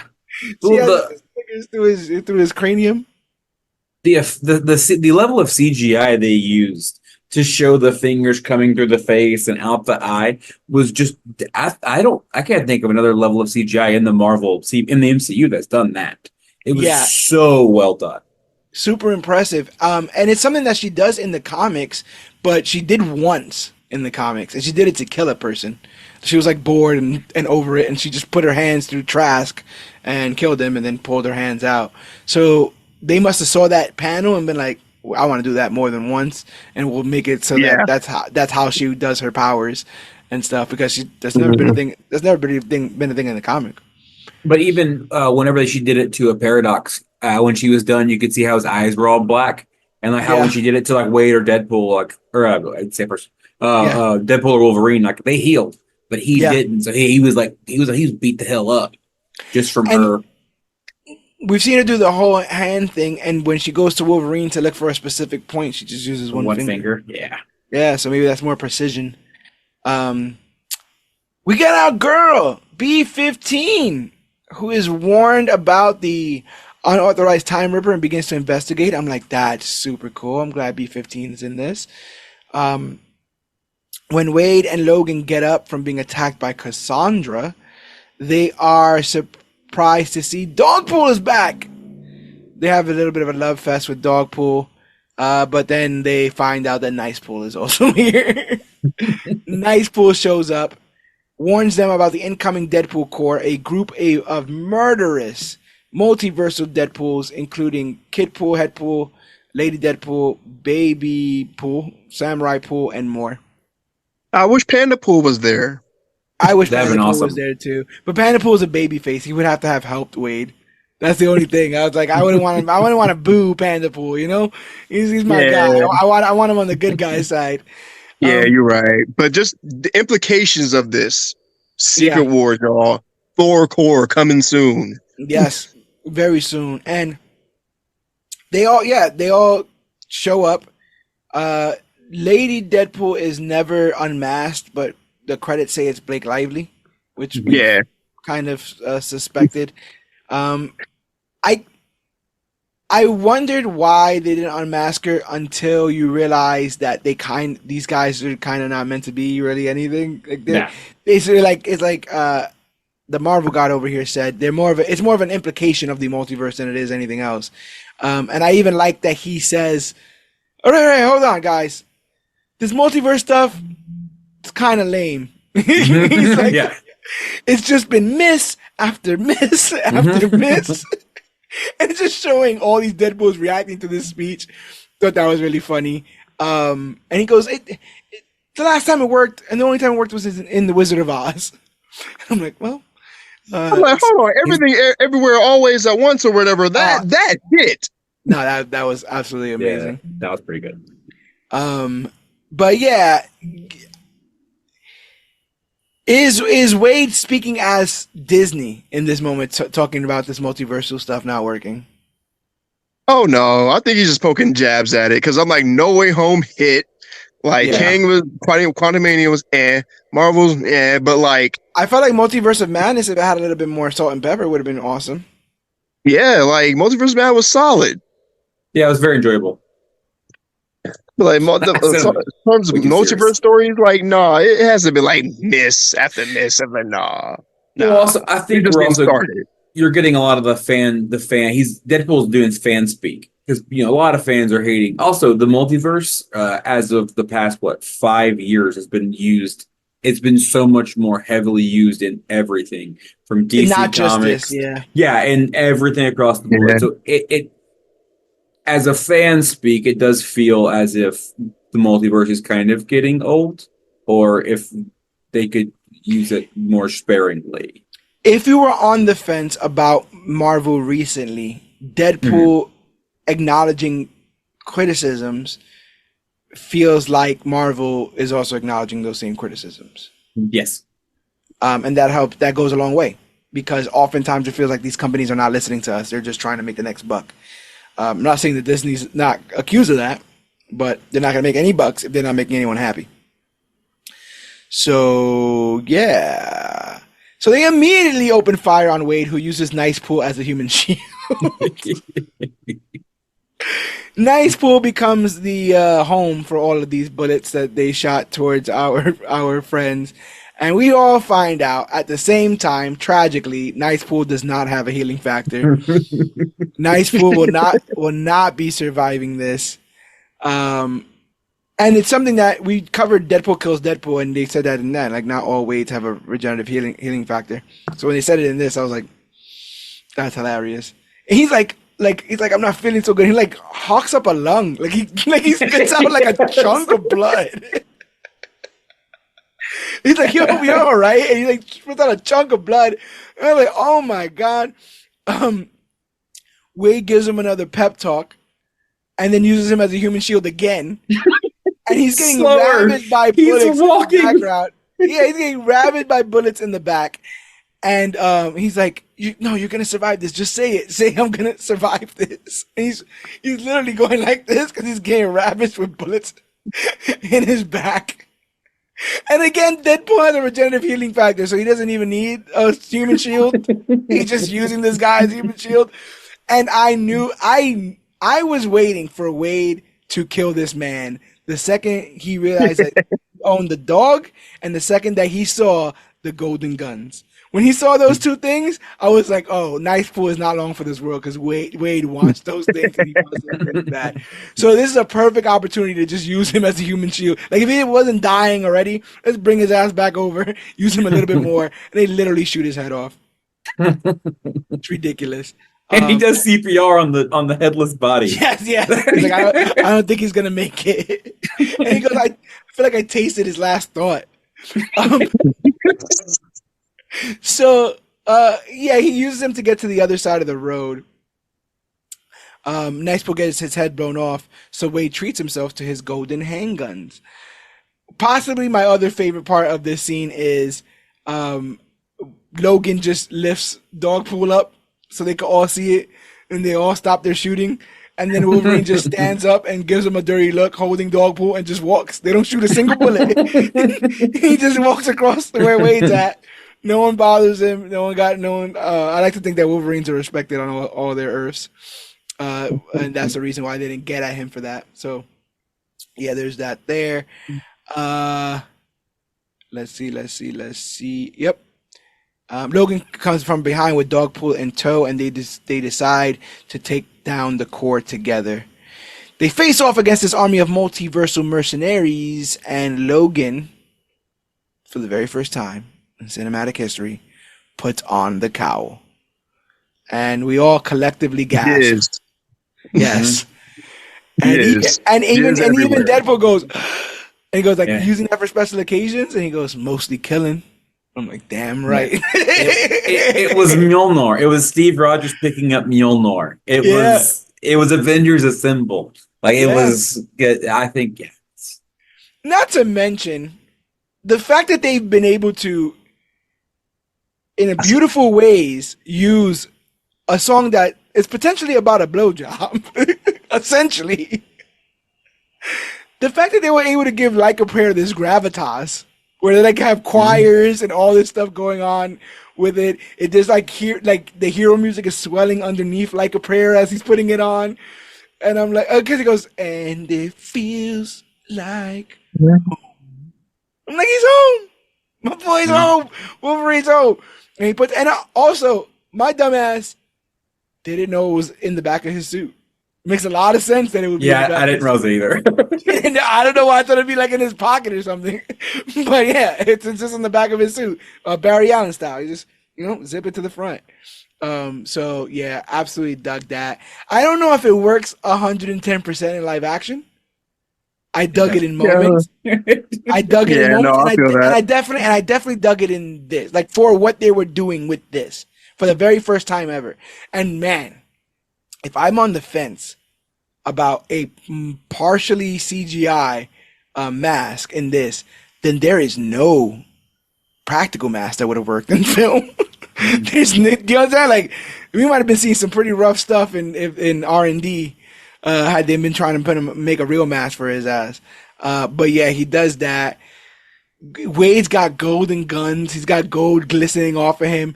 Wolverine's in his stance with his cowl on, and it's just time to freaking go. And so, what happens next is basically a manipulated one shot of the duo taking it to the Deadpool Corps and killing everyone and everything that stands in their way of stopping Cassandra.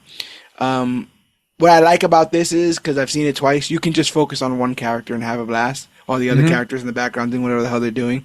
It's all really, really funny stuff. My favorite part is when I thought they were losing and all the Deadpools pushed them off screen. And then they started slowly coming back on screen. It's because Wolverine is just stabbing. He's just, murdering them. He's just stabbing through, and they just go through the bus and they're killing a bunch of people. Even Buspool caught it. Yes, and you would think you would think that the existence of a bus pool means that there's a carpool somewhere. I just want to put that out there. I just want to put. Now we're off the air. That was it. That was the straw that broke the camel's back. but just getting through. The only weird thing is they bust out of the back of a bus, and it's like obviously CGI Hugh Jackman for some reason, just standing there. Wade messes up his superhero landing, so they can't have like a badass duel coming out the back of the bus moment there. After maiming several of the core members, they realize that most have regenerative healing factors, and this task is basically never ending. Luckily, Peter shows up in a Deadpool suit, and he stuffed himself in that suit, man. There's not an inch of that suit left to give, because he's put it all in various places in that suit. I'll just say that. And I will also say, I was talking about my girl Cassie Nova rocking my hairline earlier. This here in particular, I'm like, okay, so now I can cosplay as Deadpool For sure, 100%. with this body now. Now I can finally cosplay as Deadpool. Well, more specifically, Peterpool, because Peter shows up and talks the core into letting them go. It turns out each Deadpool has a Peter on their Earth, and they are highly regarded amongst this team of mercenaries. And I was wondering, there's got to be like a meta dick joke in that, right? Yes. Like all Deadpools love their Peters. Yeah, or something like that. Doesn't he say, "Oh, they love my Peter," and are they playing with my Peter or something Or like something that? like something along those lines. Yeah, that's a good joke. That's essentially what it is. It's like Deadpool's nothing without his Peter. So he's got his Peter near him. So I thought that was hilarious. They finally getting past the core. Wolverine and Deadpool confront Paradox, who says they're too late, as Cassandra has activated the Time Ripper. They ask him how they can stop it, and Paradox tells them that the only way to stop it is for one of them to short-circuit the matter and antimatter chambers powering the device, but it's almost certain to kill either one of them, even with their regeneration. Wolverine volunteers, saying he has nothing left to fight for, but Deadpool locks him out of the bunker and prepares to sacrifice himself instead. I like when he raised the claws up to Paradox. He said something, whatever, like tell us how to shut it off or whatever. And Deadpool's like, ooh, isn't he much scarier with the cow? He's almost like Batman. Mm-hmm. I was like, absolutely ridiculous. So in this moment, what do you guys think?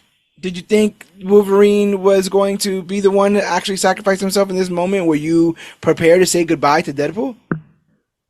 I was more so asking like a wider question, like, how did Loki allow a Time Ripper to be invented or be created? Isn't he like overseeing this, or is this all part of the bigger plan? Like what is going to? So not matter. Yeah, the TVA exists outside space and time, right? But I also don't know. I also don't know what year Loki happens in. If the TVA doesn't. Yeah, well, the fact that it's outside of time, but before time and after time, because the Avengers have to do Endgame for Loki to pick up the Tesseract to then go and get caught by the Time Variance Authority. So assuming it's 2024, it could be happening roughly the same time frame. Well, but yeah, also B-15 was like a level. You're right. We would have already done it. Well, they also talk about all the time this idea that they let certain things that look like they would damage the timeline happen because eventually they won't. Yeah. So it could be one of those omnipotent things of like, it looks like, yeah, I allowed a Time Ripper, but I allowed a Time Ripper because I know that people are going to come stop it kind of deal, kind of thing. I liked how the scene worked because, you get that classic where he's like, oh, almost like let me be the hero. And then it's just that sacrifice play that, okay, nope, you're not the hero, I'm the hero. Like, sorry, like you. And it's just like, it kind of, it gave Deadpool the answer that he's asking at the beginning of like, what's the purpose by purpose? And it's like, oh, well, he's been building, everything's been building to this moment where he inevitably finally is able to die for everyone that he loves, for those 9 people. And I think that was he's finally got his answer. Yeah, this whole thing has been about trying to find something bigger than yourself, right? Mm-hmm. And you can't get more bigger than the whole timeline. Yeah. I'm literally gonna sacrifice my immortal body to make sure everyone lives. Canadian immortal body to take this whole thing out. I was thinking to myself, like when Wolverine kind of raises his hand to go do it, I'm like, okay, that kind of makes sense. We don't know this Logan. Open and shut case if he kills himself. Kinda, right? yeah. Like, Yeah. like it also gives us a reason to recast Wolverine. Yeah, cleans up that mess up a little bit. And then when Deadpool goes, I'm like, what's this world without Deadpool? Is he gonna wake up in the 616 universe, having saved his some kind of weird backseas, I gave you what you wanted kind of thing. But then when Deadpool takes his place outright, I'm like, oh, this is not good because despite Wolverine's protests, Deadpool insists on doing it to save everyone he loves. The Ripper begins its damage, and just when it seems like Deadpool will not be able to reach the other chamber in time and short-circuit the machine, Wolverine breaks in and connects the chamber with Deadpool, leading to the Time Ripper's destruction and the end of Nova's life. They did a hell of a job creating tension for that scene. I didn't even know it was a thing where he couldn't reach. And the fact that he couldn't reach out, I was like, what was all this for? Wait a minute. We broke in and he can't even do it by himself? I thought we were going to get the adamantium swords. They made a whole point of getting the adamantium swords. And I was like, they're gonna utilize the adamantium swords that they called out at the very beginning of the movie. I'm like, right, yeah, no, same. I thought it was same thing, yeah. But like the whole ticking time bomb of, looking at the percentages go down, and then Paradox just being like, he can't do it. Oh my, it's over, resigning himself to the destruction. I felt tense in the moment again. This is they would literally this entire sequence in 5 minutes. But in this moment, I'm like, and so it's why this movie works for me, because boom, I'm in a moment of tension. Then Wolverine comes, he does the stuff with the claws extending, and now they are a conduit for the short circuiting of this machine. But and they do abs. like it happened, and his abs, like happens on occasion, their lives flash before their eyes. And although Wade's is quite new, considering Deadpool the film is not even 10 years old yet, Hugh's been doing this a long time. So seeing some of those earlier shots of him as Wolverine, seeing some of that earlier stuff, and again, Like a Prayer is in the background in choir mode. It's like at the most angelic point, Marvel Jesus, all of this kind of stuff. I'm really just having a moment of reflection. On the page, I made a post about how, the X-Men films may not be the best, but for a long time, that's all we had. MCU starts in 2008. That's 8 years of a connected universe that wasn't perfect, but it was connected, man. They knew each other.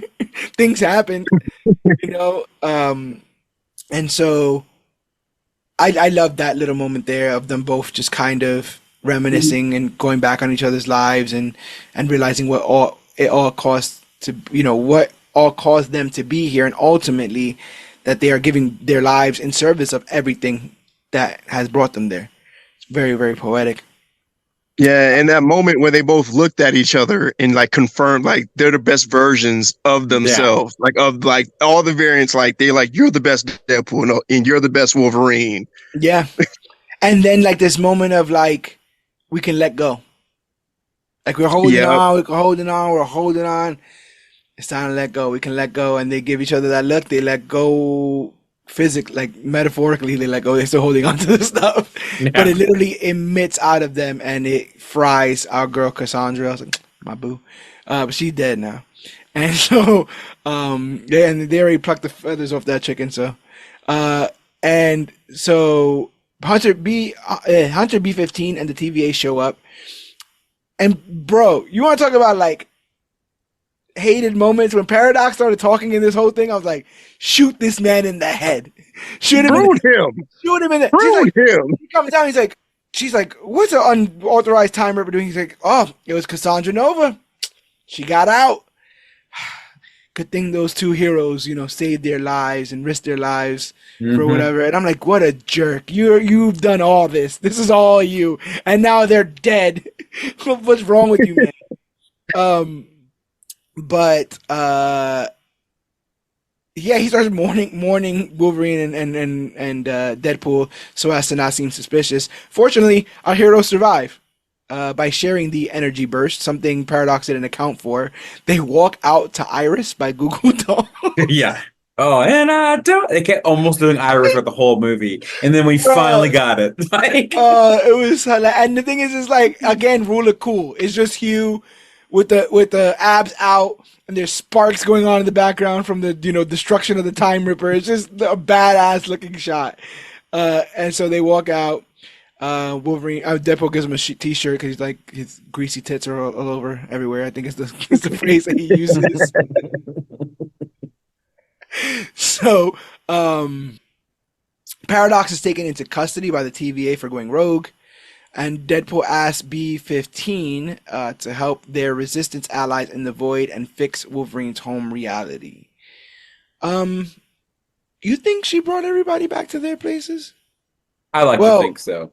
Some of them don't have places, right? Well, yeah. Well, because I mean, realistically, yes and no. If it's based off the original pruning, but she may have done like Nick Fury did in one of the What Ifs, where the Black Widow died. He brought one Black Widow to another world without a Black Widow. Literally. Yeah. Literally. And then find a universe where they're not in it and just put them in it. Oh, hey, now Blade's here. Oh, hey, now Elektra's alive, and Daredevil's dead, and she doesn't care. Right. So now we have kind of two-ish rules. We know if an anchor being is not on their Earth, that their timeline could end up being destroyed. And it's also kind of been theorized that if a person from another Earth stays on a wrong Earth for too long, incursions begin. This is what we kind of saw with Into the Spider-Verse and stuff. Are they in Dreamwalking and Multiverse of Madness? Yeah. Does that mean that we should be worried about Wade's timeline with Wolverine in it, seeing as he's not from there? I thought I know that he kind of made a comment about I'm gonna go back, and then he said, oh, you're gonna come to my house?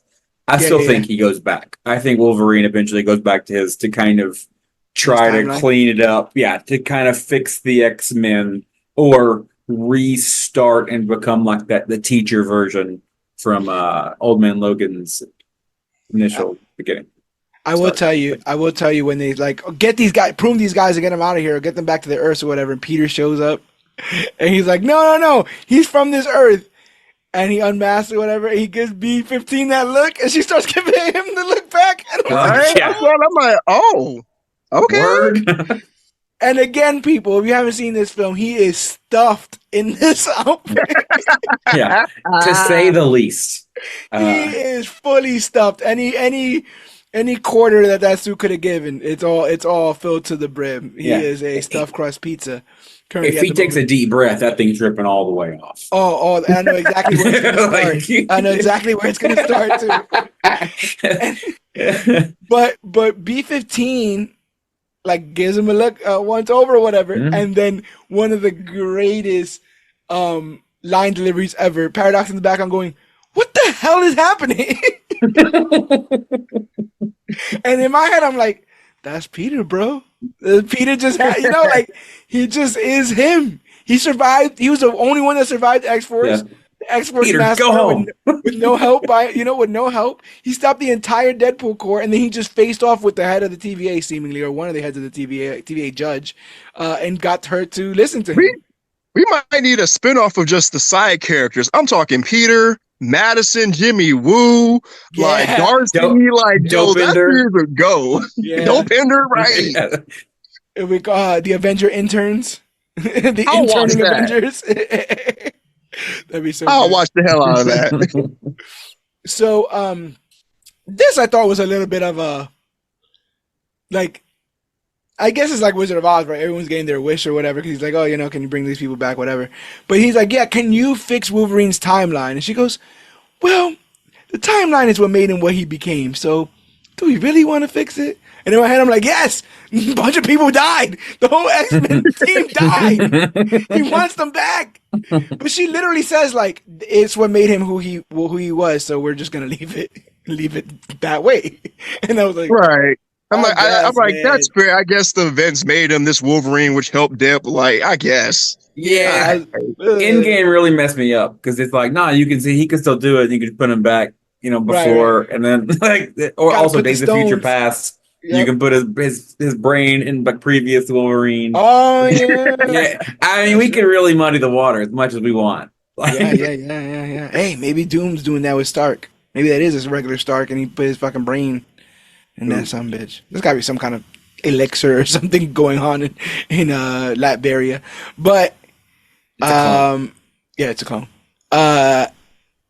They also say that because of their sacrifice, Wade's universe is allowed to flourish. Does that mean Disney is set on keeping them separate for realsies? Or is this only till Secret Wars and they put all the toys in the same toy box? I think it's Secret Wars. I think you get a bunch of incursions. Also, I think we'll also know more. Said although to becomes that sentence. I think we'll know more whenever they finally announce the new X-Men team, which is supposed to be different. And then I think that'll be the basis where it's like, oh, is it this mutant universe? Is it this mutant universe? I guess the question I had was like, do you guys see any use in keeping the X-Men completely separate, putting them on a whole nother Earth? Is there any utility in that, or is this always meant to be getting everybody on the same page? Because obviously, for Deadpool specifically, it makes sense for his rating, right? Yeah. Keep him on that side, do R-rated stuff on that side, come over on the other side and joke on occasion, you know? But I don't know how that fares with the rest of the team, you know, with the rest of the X-Men and stuff. A-Rod, what are you thinking on this? Do you think what does flourishing mean? Are New Mutants going to be born? Are we going to see like actual teams and stuff on that Earth? Are they going to keep that Earth pristine so that they can do their mutant stuff? Or are they just getting us ready for when the hammer falls in Secret Wars? I believe, well, if Marvel continues the trend that they've been doing, just peppering in random mutants and random projects that we've seen so far, I think that's probably what's going to happen. Like, it's all going to come to head in Secret Wars. Like, this universe is going to hang around a little bit. It's probably going to have, like, just like in the Marvels, like they had that incursion into the random X-Men universe, and you know, Monica ended up meeting Beast and her version of her mom. I think something that's going to happen like that. We might see something like that again. Yeah, I can totally see that. And they, like I said, they're setting up all this stuff for that. I don't know how far in the future they've been thinking, because obviously they had Kang on the brain for quite some time. But it'll be interesting to see if they populate any of these universes to then, you know, depopulate them as they wish. It's been a big fight. It's been a big third act fight. And what's a big third act billion-dollar film fight without some shawarma? So Logan and Deadpool go get some shawarma. Wade also informs Logan that the Avengers invented shawarma, which is not true. Don't go around telling. Oh, no, he said like they discovered shawarma. Yeah. But like for real though, like until Avengers, no one knew or ate shawarma. Like shawarma prices or like the shawarma stocks went up. Yeah, that definitely happened. I will say that. Sure. I will say that it was a best kept secret for those who were in the know. But yes, it blew open afterwards. Dogpool's back, so that's awesome. Because Nicepool's dead, so we now have Dogpool and Golden Guns. So that's the. Oh, he throws his Golden Guns too. I think at one point in the fight, because I was surprised. Like, oh, didn't you just get those? I think during the fight at one point he kills somebody by throwing like the gun through them or something. But when asked what's next, Logan gets up and says he will find out on his own. Instead, Wade invites him to his home and introduces him and Dogpool to Blind Owl. We end our film with a shot of Wade amongst his new and old friends, spending time together at his apartment. Things seem to be on the mend with Vanessa. X-23 and Logan seem to have become fast friends. He just has everybody he wants and needs around him. And I love the ending shot of the dirty masks sitting together on the table. It's a really, really cool thing. And again, like, they always find a way to bookend the films with narration to kind of, because it makes it more feel like a story he was telling you as opposed to something you were experiencing. Yeah. It's a really cool narrative device. I think if every MCU movie we've used it, I'd be over it. But I like his very specific, like, oh, I told you this part of the story, but now I got to run over and tell you the other part of the story. And then things got really weird at this part, but we got to go through it. And then at the end, you see. And everyone deserves a meaning. And you kind of get your little, like, the music plays, and you kind of get your little, like, I learned something today kind of moment with Wade. So I I really did like that. Like seeing X-23 at the dinner table. That's got to be our new Wolverine, right? Yeah, probably. She's wearing We'll the get- yellow for Secret Wars. Whether she'll be the Wolverine for the new established X-Men post Secret Wars, I don't know. But there's no way you don't put that girl in that outfit. Facts. And she'd want to be in that outfit after seeing Logan in the outfit. She's like, wait a minute, what the hell is mine? So yeah, her name is Laura too. Stop calling her by her slave name. You know, her experimental name, X-23. Her name's Laura. She's a grown woman. Then we get a mid-credit scene that again had me a little choked up. It is behind-the-scenes footage of various Fox Marvel properties. You see young, ish Patrick Stewart. Yeah. See early Patrick Stewart. Yeah, early Patrick Stewart. You see Sir Ian McKellen. You see the old class of X-Men, the new class of X-Men, Wolverine on several shots, acting like there's one where he's getting interviewed and he's like, yeah, I know a lot of people are looking at me like, oh, this guy better not mess this up or whatever. And considering he's been doing this now for damn near 25 years, a quarter of a century, no, he has not messed it up at all. He's actually done a tremendous job. And yeah, like I said, it made me kind of teary-eyed because we like to slam bad stuff all the time, but I don't think people go out of their way to make bad product. You know, the Mike Grip on X-Men 2 thought he was making the best film of all time and probably had a bunch of memories on that set. You know, the only thing I found quite humorous is the only people that I saw missing from that montage were the New Mutants. Yes. They were not included. The New Mutants were not invited to the party. I do not know what that means. Maybe they're saying, I think we all know what it means. I think there's two bears inside of us, all right? There's two bears. Yeah. Inside of everybody, there's two bears. So yeah, that was heart-wrenching. And then we get a post-credit, and it's Deadpool in the TVA, and I'm like, what is he up to now? And he's like, no, you guys got to see. I'm gonna pull up the footage and prove to you that Johnny Storm. And I'm like, what for what? And then he pulls up the footage, and it is Johnny Storm cursing the shit out of Cassandra Nova. Every creative line in the bank, but the only one that is seared in my brain is she can lick my cinnamon hole. Or Yes. now that is some creative. That's some creative trash talking right there. I think it says you can lick my cinnamon hole clean. The fact that Chris Evans said it. He's Captain America. Like, Captain America. And even Johnny Storm. I get that Johnny Storm is like the most rogue of that team, but they're all still pretty buttoned up. You know, Johnny Storm wouldn't go off on some cursing tirade. So all of it is just absolutely hilarious, just watching him go up like that. And I kept wondering why Wade was so staunch and being like, I didn't do it. I'm like, bro, just give it up. Like, he's dead. Just give it up. But no, he's right. No, look at that. He didn't do it.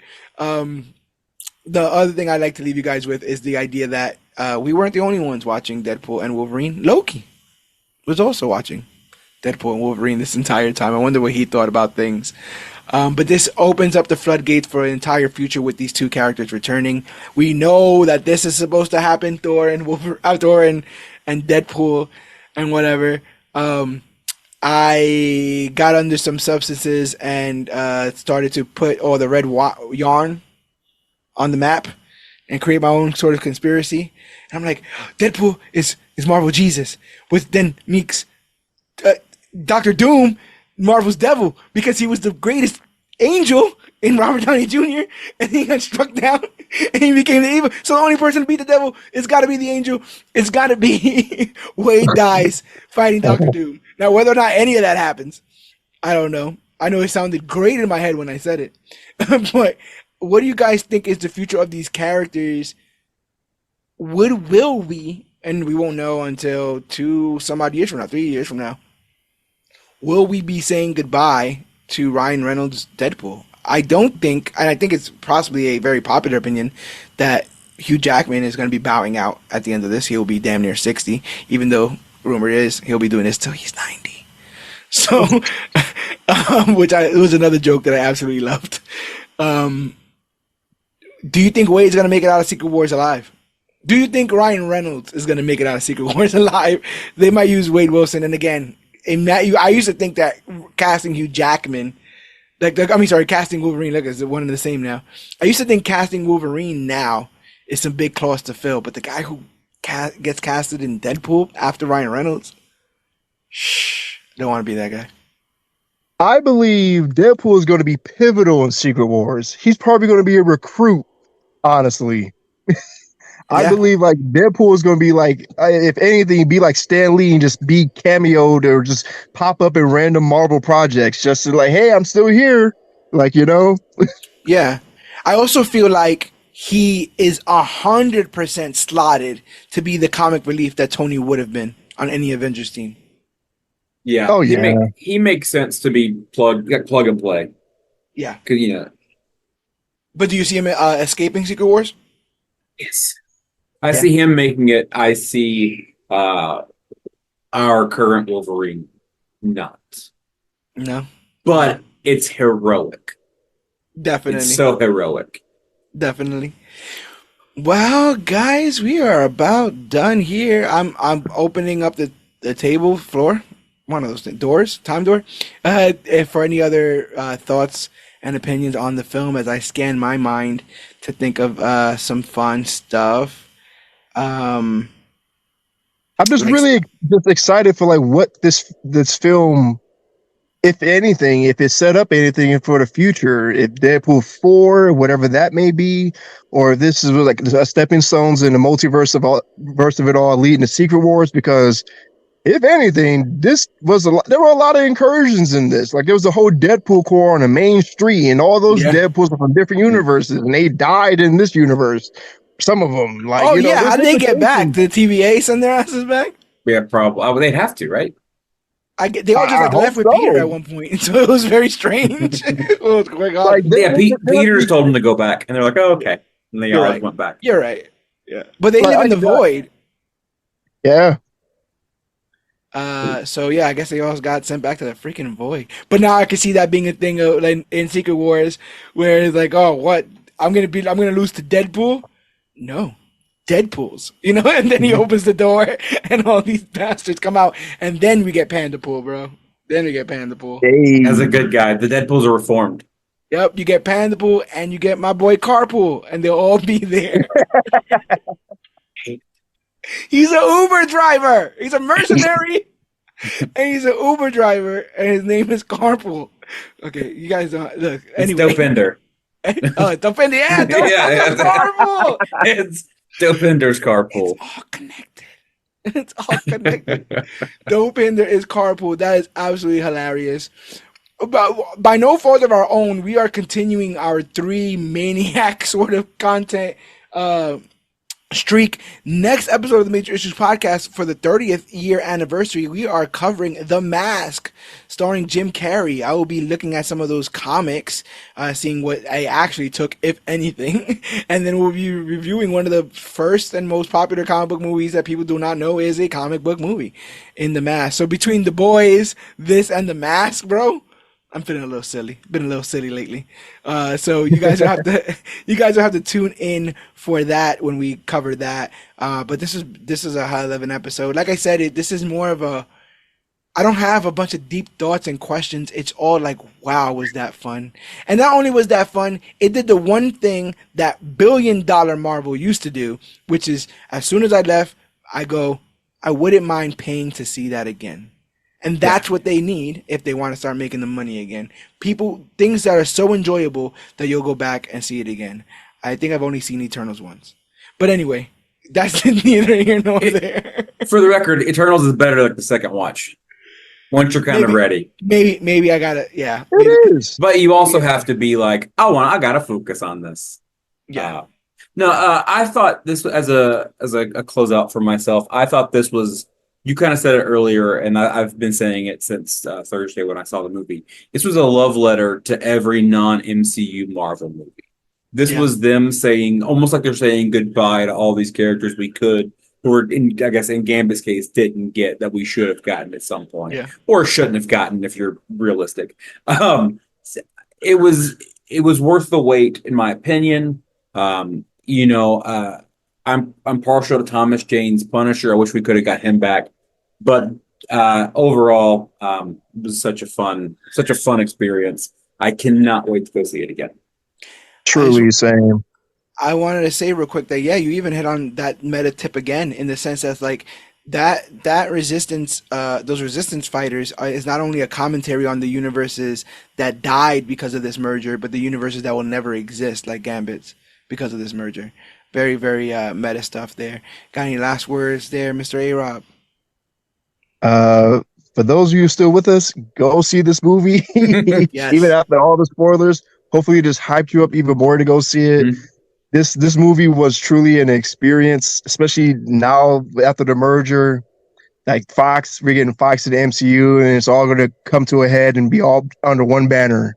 Hopefully we get the Spider-Man rights back from Sony. And I will also say this. We cover a bunch of stuff here as part of the Major Issues podcast, and we do this each and every week, and it lands every single Thursday. We do spontaneous live recordings, so you could actually see us and hear us before the episodes come out in audio form. And we've covered some of the best and some of the absolute worst. But one of the things about comic books and comic book media is there's always another issue. There's always another page. The fact that some of you guys closed the book on some of the harder parts of this journey, come on, suck it up, you know, because now you guys get to be on the ride, but now you're not up front anymore. You lost your seat. All right, the seat is now for the clickers who've been here this entire time, knowing that this was just a low point for a little bit. All it was going to take was another movie to get us back on track, and now we're here. And in the near future, Captain America 4. In the near future, Thunderbolts, Asterisk, Doomsday, Avengers Doomsday, and Avengers Secret Wars, and Fantastic Four First Steps, all right around the corner. Imagine if you thought there was nothing else to live for. And now you have all these beautiful Marvel movies. And we got to find out what's going on with RDJ. So make sure that you guys are here when we cover The Mask next week. And make sure you guys are here each and every week as we continue to cover the latest and greatest things to come to comic books and comic book media. But best way you could do that is go to ComicBookClique.com. ComicBookClique.com is our one-stop for everything Comic Book Clique. Articles written by us, our merchandise, and every single episode of the Major Issues podcast. There's over 343 episodes. That's over 686 hours of content. Easily. So go and sift through all of that stuff. We covered all the X-Men films. We covered all the Deadpool films. We covered Wolverine's trilogy. So go ahead and check how we felt about those things then and now in comparison to this review here. So you can go ahead and check that out. We do this free of charge each and every week. It's a labor of love, as well as what we call the Major Previews video series. But if you guys want to help us out monetarily, you guys can totally do that. You guys can become a patron at patreon.com/CBC Clubhouse, where for as little as 10 cents a day, $3 a month, you can help us keep our lights on here and afford the hardware and the software we need to keep producing this content for you guys free of charge. You can buy merchandise from our TeePublic store. If you hit Shop CBC on our website, it'll take you to our TeePublic store with designs made exclusively by me. So not only do you get an exclusive design from somebody from the Clique, but we get a kickback. We get some pennies on the dollar for everything purchased through there, and it helps us afford things over here as well. If you don't have any money, and that's fine too, you can like and just share and subscribe this podcast, rate and review us on iTunes. It's the quickest way for us to grow as podcasters and find out what you like and what you don't. It's the Major Issues Podcast. It's available wherever podcasts are found: Podbean, Stitcher, Apple Podcasts, TuneFind, Spotify, and more. I'm so proud of this thing. You can just Google the words Major Issues Podcast, and we're the first ones to pop right up because we're always talking about the latest and greatest things to come to comic books and comic book media. This thing is only getting bigger. It's only getting better. We just had a mini celebration amongst Comic Book Clique. Was it Saturday that we hit 30,000 followers on Facebook? Saturday was a tremendous moment, especially with Hall H and stuff going on, that we hit 30,000 people on Facebook. Right now we are sitting on, I want to say, 30,900. So we're almost on the cusp. Almost 31, guys. Yeah, we're on the cusp in 2 days to get another 1,000 followers. So our numbers are rising. Get on the bandwagon before it gets full, because then you'll be in the back and can't nobody hear you. You want to ride up front with us. You'll be like, remember when it was cool and it was just us? Well, come on, man. Get on the bus. Get on the bus pool.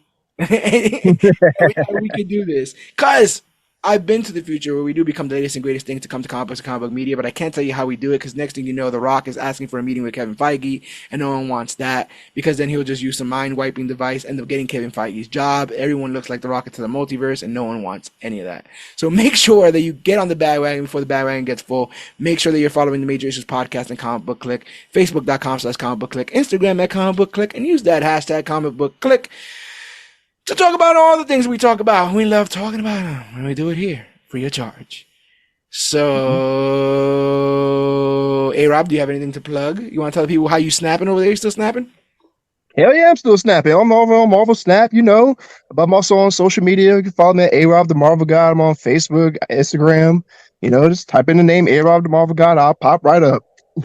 I dig it. Oh, Star Asa, do you want to tell the people what you'll be doing in a couple weeks?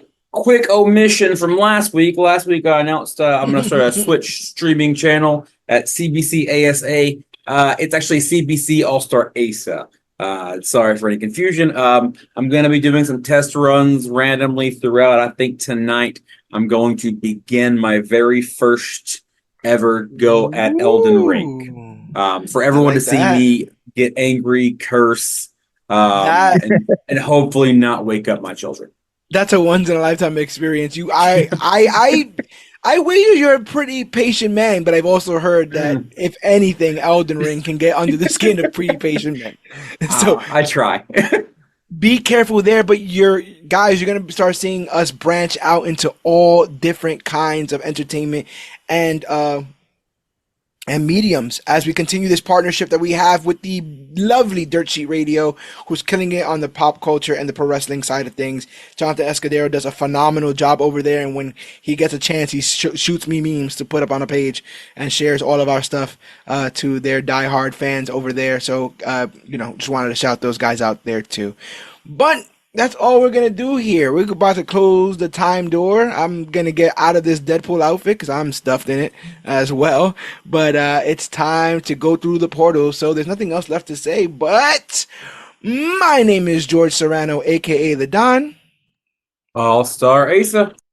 And Rob the Marvel God. And this has been our Deadpool and Wolverine recap and review. And remember, whether you were just bought by Disney, dusted off by Fox, introduced to the multiverse, or taking your last stand in your fallen universe, always remember that we are the Clique. Always remember it's maximum effort. And always remember that you, yes, you are worthy. We are now offline.